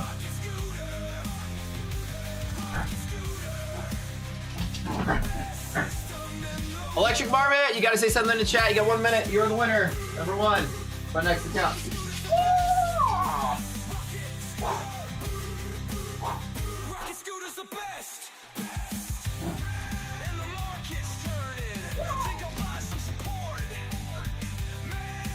I'm doing my little my Mac karate moves from Always Sunny. What's up? Oh my goodness. Electric Marmot, type something in chat. Sit. Come. Yeah. Yep.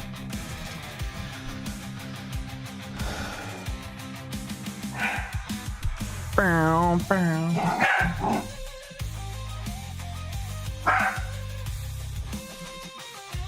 He's got so much energy. Marmot, you're not here. You gotta type something in chat. Okay, one more spin.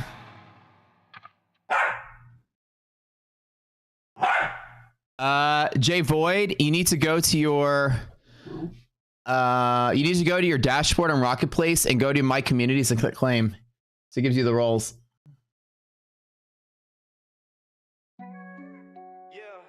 Giveaway song number 2. You did that already? You should have the rolls. Get with Slacks. He'll help you out. If you paid your bill, you should have the rolls. If you didn't pay your bill, it takes the rolls away. So make sure you made your payment. It's all controlled by the bot.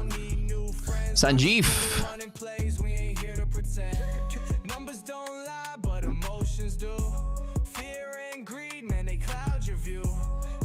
Giveaway number 1, Sanjeev.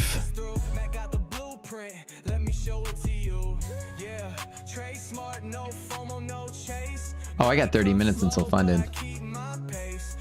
Sanjeev. You guys entered the contest and you left. You have to type something in chat. There you go. He's here. All right. I'll give you instruction just a little bit. One more. But this is like Ninja Thirsty lemonade, sparkling lemonade. Tastes horrible. Preservatives, pig sugar. I got it just to make sparkling water, but it gave a little sampler kit of the different sodas you can make.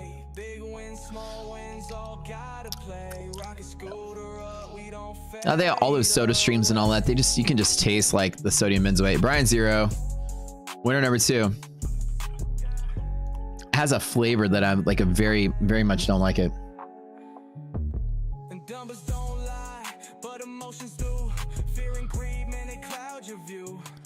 Marmot's here, but if you don't type it in the minute, then it doesn't count. You have to get in for that counter goes down. Brian Zero's here. All right, I'll get you. So you have a strict timer. Now I have to tell you guys, you're watching 7 seconds into the past. So when my timer says 7, it's actually 0. So select like 7 seconds of buffer here because YouTube has a delay. So when the timer countdown starts for you, it's already been going on for 7 seconds. So you got 53 seconds to type something. Sorry, Marmot, bro. You got in here just slightly after the buzzer. I know, man. That sucks. All right, Brian, congrats. Sanjeev, congrats. What you need to do is take a photo. Next time, Marmot, you'll win next time, promise. Okay, not really promise, but maybe you'll win next time. Take a screenshot of your YouTube account, you two guys. Send me a message in my Discord. Everyone join my Discord now. You have to be in our Discord to win the contest. Join my Discord. Send me a message with that photo and tell me you won the contest. Send me the email that you've signed up for Funded Next with. You must have a Funded Next account to claim the prize. If you haven't signed up for one, you also don't get the prize. So follow all the steps. Funded Next account.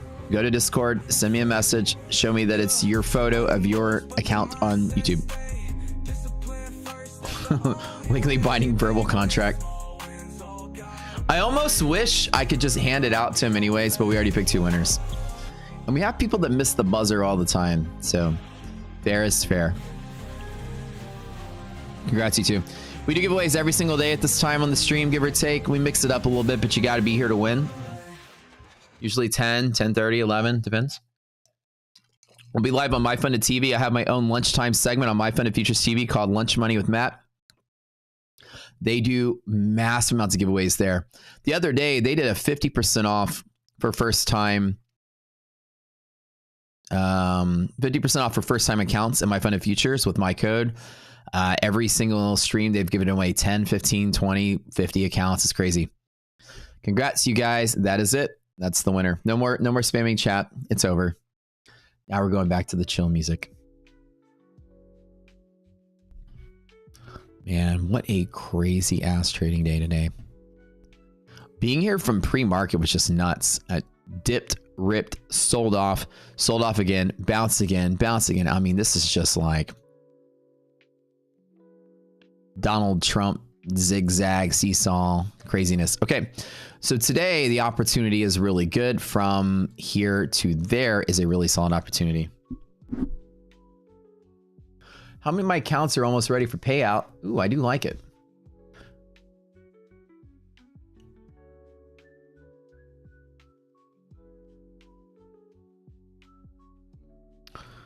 Danielson says giveaway's over. One more. I can't do one more. We have to budget it, but we're getting so big these days that we're getting enough accounts. We might be able to start doing 3 per day. And I talked to the guys at Tradeify yesterday about making a new deal with them so I can buy some more accounts to give away, more funded accounts. We might do a thing with Tradeify and do like a straight week of me just giving away funded accounts with them. So a funded account every day sort of thing. If you guys stay here and we get past 800 viewers again in the morning, I'll start doing Tradeify's funded accounts on a daily basis. So I'll go out there and buy you guys a Tradeify funded account every day. If y'all are cool with that. That would be fun. So one funded account a day. We're almost back to there. We're like 790 viewers.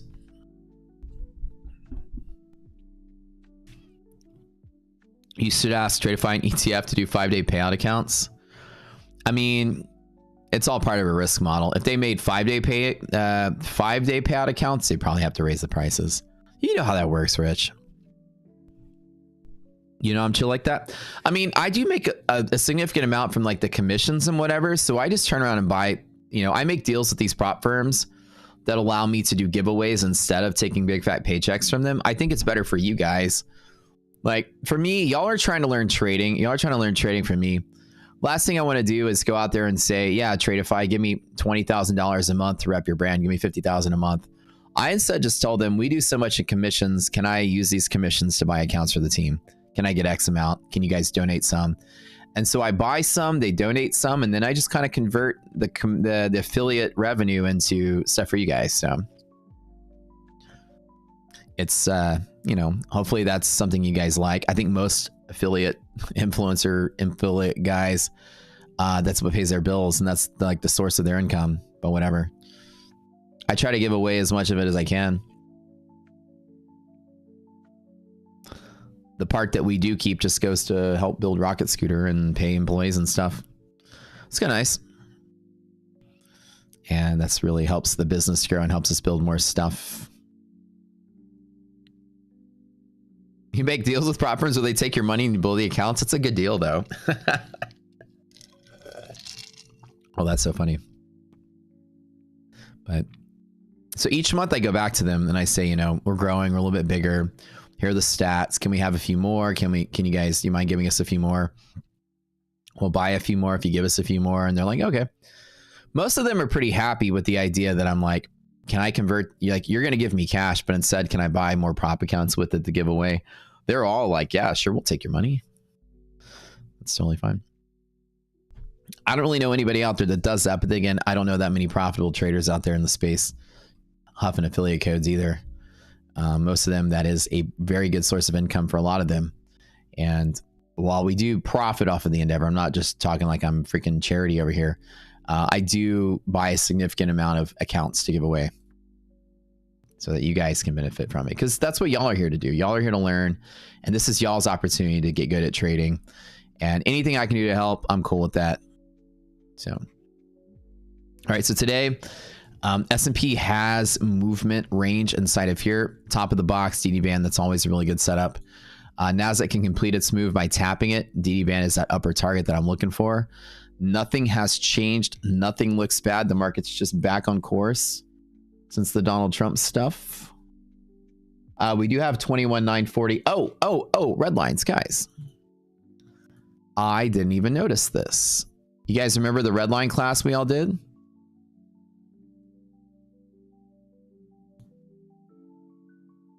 And there is the one from, God, look how far back. There's the one from the start of the sell-off. Look at this, 942. You guys remember the red line class? Everybody. Is it tax-deductible expenses? Everything that you do in trading can be a tax-deductible expense if you are a prop firm trader, including your Rocket Scooter membership. Look right here.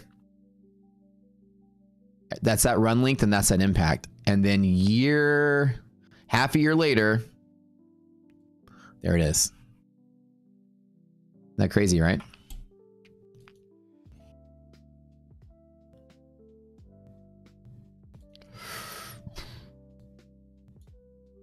There's that resistance from that area.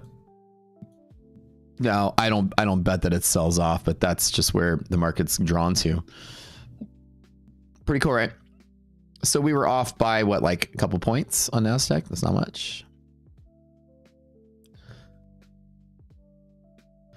If you are trading in a prop firm, you're technically a 1099 employee or 1099 contractor of that prop firm. All your payouts are, wages. So any expense that you have for that job you have as a market consultant with the prop firm is deductible. Anything related to your trading, because you now have a job as a trader. Any educational expenses is tax deductible. Any prop firm expenses like buying accounts is tax deductible. Everything. Data feeds, platform fees, Rocket Scooter lifetime, all this stuff you can write off in your taxes if you're a prop trader, because you now have a second job with a second source of income. So if you're not claiming every single possible thing related to trading, prop firm, the internet on your phone, the amount of office space you have, all of that stuff, you now are a business owner.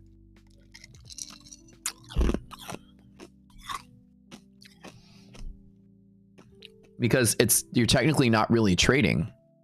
You're getting paid wages. Oh, thanks for the $20 donation. All right, we should do a boot camp giveaway. That's what that's for. All right, everybody, we have one more giveaway. Thank you, bud. Appreciate that. The community appreciates that. One of our members donated $20 to change somebody else's life. Pretty cool. Free class. You now have free access to the boot camp. You didn't even know you came here for that. So if you're not already a member, type in free class, but only non-members. If you've already paid for it, doesn't apply. First time only. First time only. And if you've won and you're already a member, I'm going to come to your house and throw toilet paper in your trees. Like I was 8 years old again. So don't enter unless you're not a member. Okay. I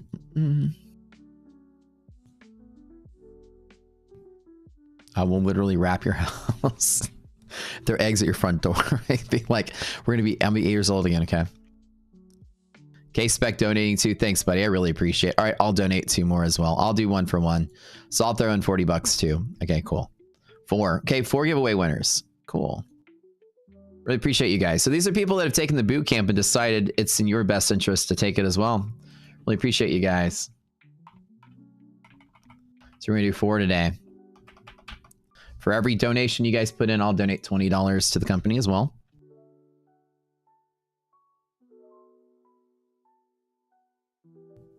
I should give away a 1-month trial. We can do that.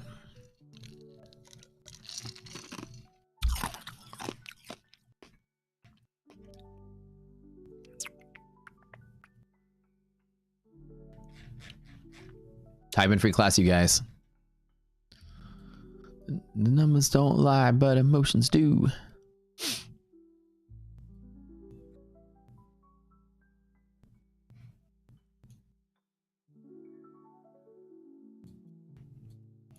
Nasdaq with that little pre-end of the day flush here.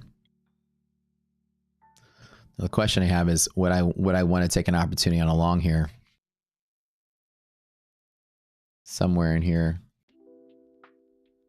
It's like a cool little commit to long. I don't know.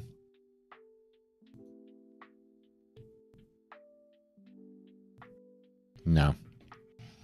No. I want to get a better, with the amount of volatility and craziness we've had today. I want one more wave lower on a dip. I'll trade half gap in the box one more time if we get it. This is not big enough of a dip for me to want to take it. Let me let it give me another wave. All right. We'll do 4 boot camp accounts. So boot camp is every day at 4. We get together for an hour. We go over a specific class, a specific topic. It's very organized. We've gone through, this is the 10th time we've done the boot camp. And for every month plus a week, we start over and we cycle through it. Some people have taken it all 10 times. It's different every time. It's the same classes every time, but the environment's different. So we kind of tailor it to the environment that we're in. You will learn everything about risk management, everything about my trading style, how I make choices. I mean, I probably most proud of everything I've ever put together was this boot camp. It's so cohesive. It's so good. It's like I've gone through many iterations of trying to make a trading course, and this is the one I think is perfect. Like, it's just so the flow is just perfect for like the education that we want to try to give you guys. Anyways, it's free. It's $1 a day. If you don't win, it's literally $1 a day for class. So it's $20. Every class is $1. It's really, it could be $1,000, but we just budgeted that boot camp as a free service with enough to pay the overhead of the 2 people that do the back end stuff for it, like the videos and the handouts. And we have 2 staffed employees that the boot camp just pays their salary, and we don't really make a dime off of it. So speaking of that, spin the wheel. 4 people, you're gonna win. Managing multiple accounts is really difficult, dude. It's not easy.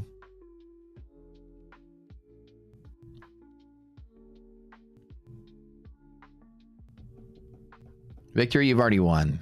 Victor, you can't win the boot camp. You're already in the boot camp. You're fired, Victor. He just wants to type free class. That's okay. I'll give Victor a pass because he likes typing free something. Usually it's like free Matt, free iDoc, free everything, free Victor. DIDIM, you're winner number 1. You need to send Slacks a message in chat, SLACKS.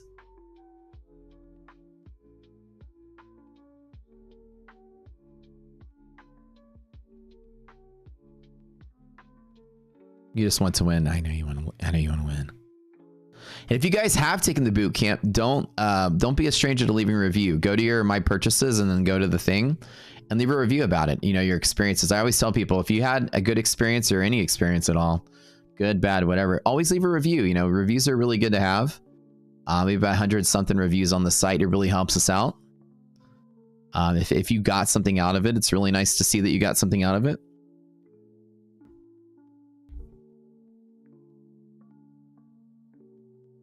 Enter the class. You gotta type something. Okay. Decided they wanted to enter and then decided they didn't want to type anything. Free class, free class, free class. Hold on. Is this still the Fund to Next people? Maybe I didn't clear out the... And I wish I could just hit spacebar and it stopped. Dang it. Ooh, spy top of box. Should I take the long here? Should I risk it? 6,000 support, psychological support, top of box here. Can I take one? Sandy.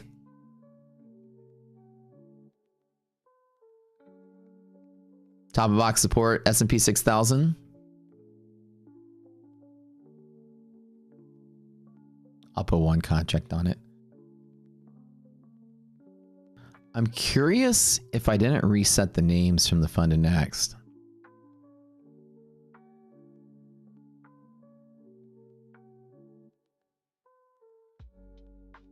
Top of box, res is good. I'll hit it again down inside of here. I don't think I reset the names. All right, this is my bad. Let me do it again. Okay, everybody. One more time. We're going to try this again. This is my bad.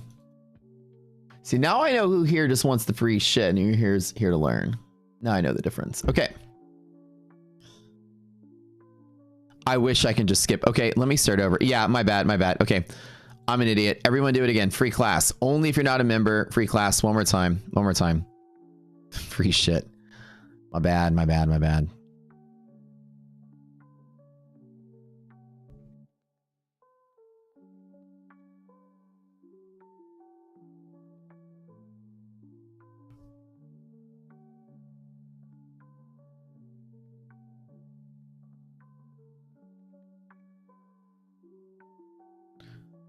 Grabbing this dip here. Off of top of box. Finish up the DD band. It's a really risky commit to trade, but if I can finish up the run, 100 points of the 40 point stop, maybe. Okay. Spin the wheel in 5, 4, 3, 2, 1. 4 winners.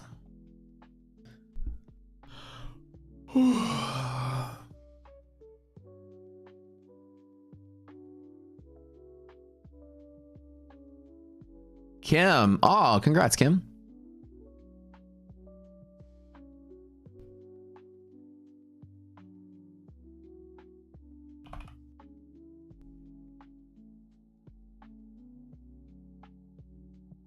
Am I at half cap yet? Oh, I got in kind of early on that, actually. That's my bad. Be good, number 2.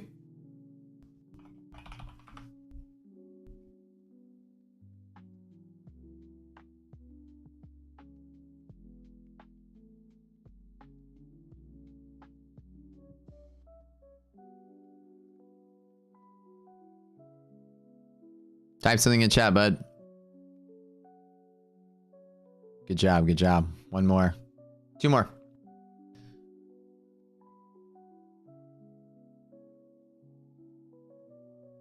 Binance. Dash M. Congrats, congrats.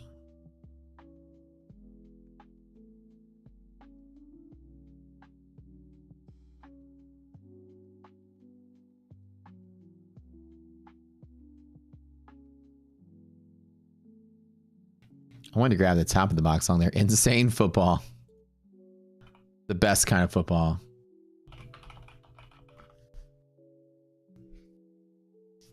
All right, the 4 of you guys send Slacks a message. He'll get you your boot camp. Make sure you send him a picture of your YouTube. And we'll see you guys at 4 at the market close.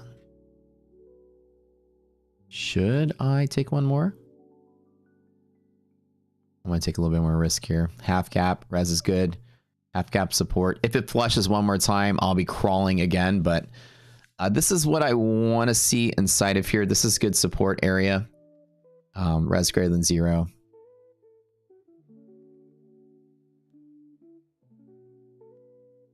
The risk on that's pretty decent.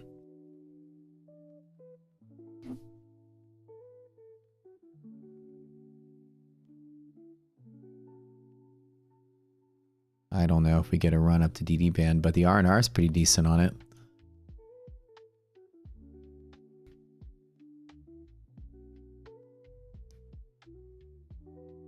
Oh shit, we go live at my funded in a little bit, don't we? All right, I'm gonna go to the restroom real quick. I'll be right back. You guys yell at me if my trade starts losing money.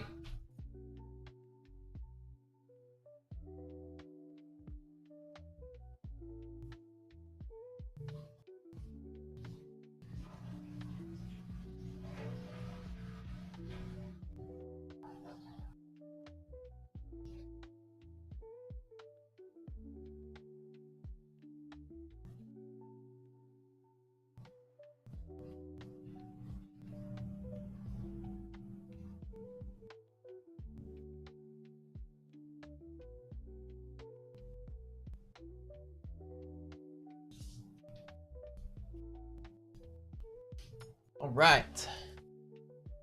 Hopefully we do a little bit better here. Looking solid, looking solid.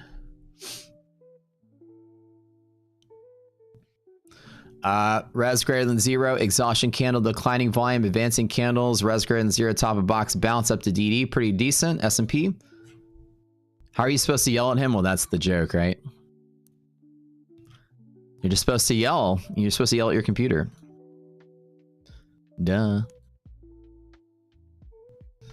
Bum ba bum, bum ba bum, bum ba bum, bum bum bum, bum ba bum. I love trading when my indicators all line up. We go live in my funding in just a little bit. You guys don't forget to tune in over there. They do a massive amount of giveaways over there. Oh yeah. Hang in there, baby. Nice retracement catch. Yep. Pretty good. Half gap support, resilience greater than 0. Let's get some more green on this. I don't know if I'm really liking the idea that it goes up to the top, but we'll see. The R&R is worth it. Risky, but worth it. I grabbed it in both my accounts, by the way, the 2 I've been fighting all day.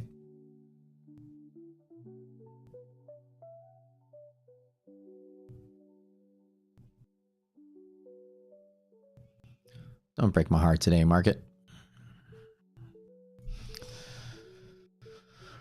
Oh, where is the...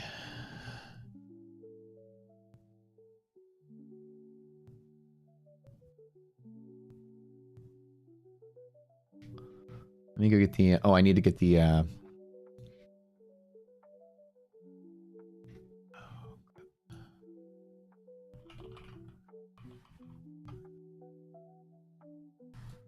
Oof. Oh, where is?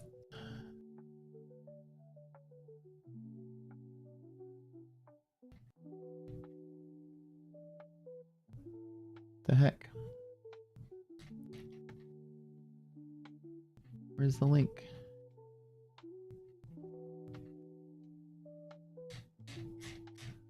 Are you kidding? Where the hell is the link at? Okay. I completely have lost my funded link. Let's see if I can find it real quick.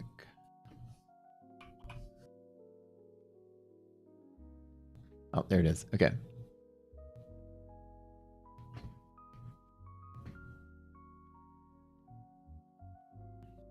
All right, you guys, we got to roll out of here. We'll see you guys. Everyone go to My Funded TV right now.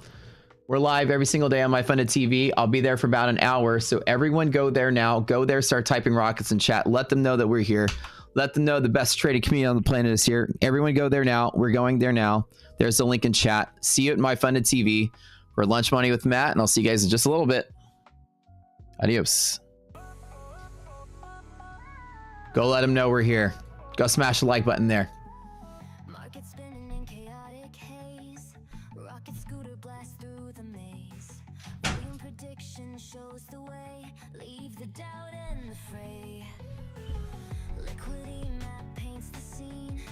Hidden nodes like ghosts unseen. Reverse engineer to see the light. Illuminate the darkest night. Rocket scooter has got the key.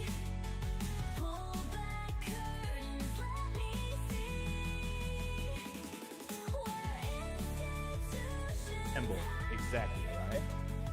So when it comes to doubt can't live where you reside.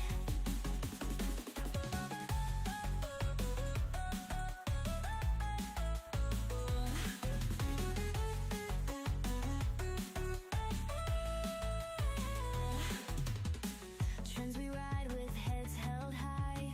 Resilience makes the weak ones fly. Future volume crystal clear. Rocket scooter leads no fear. No more guesswork, no more loss. Seeing past the others cross. Institutions will be seen. Predict the flow like a machine. Rocket scooter, you've got the key.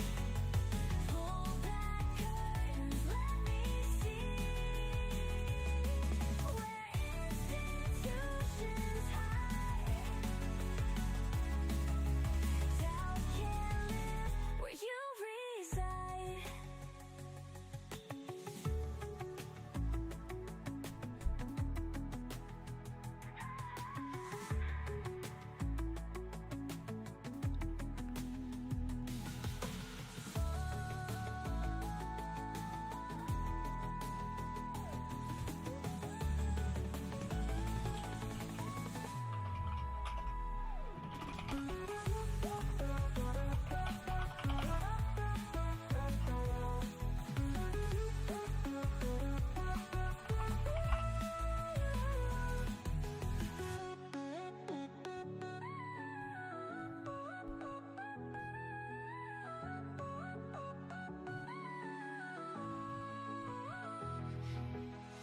Trends we ride with heads held high. Resilience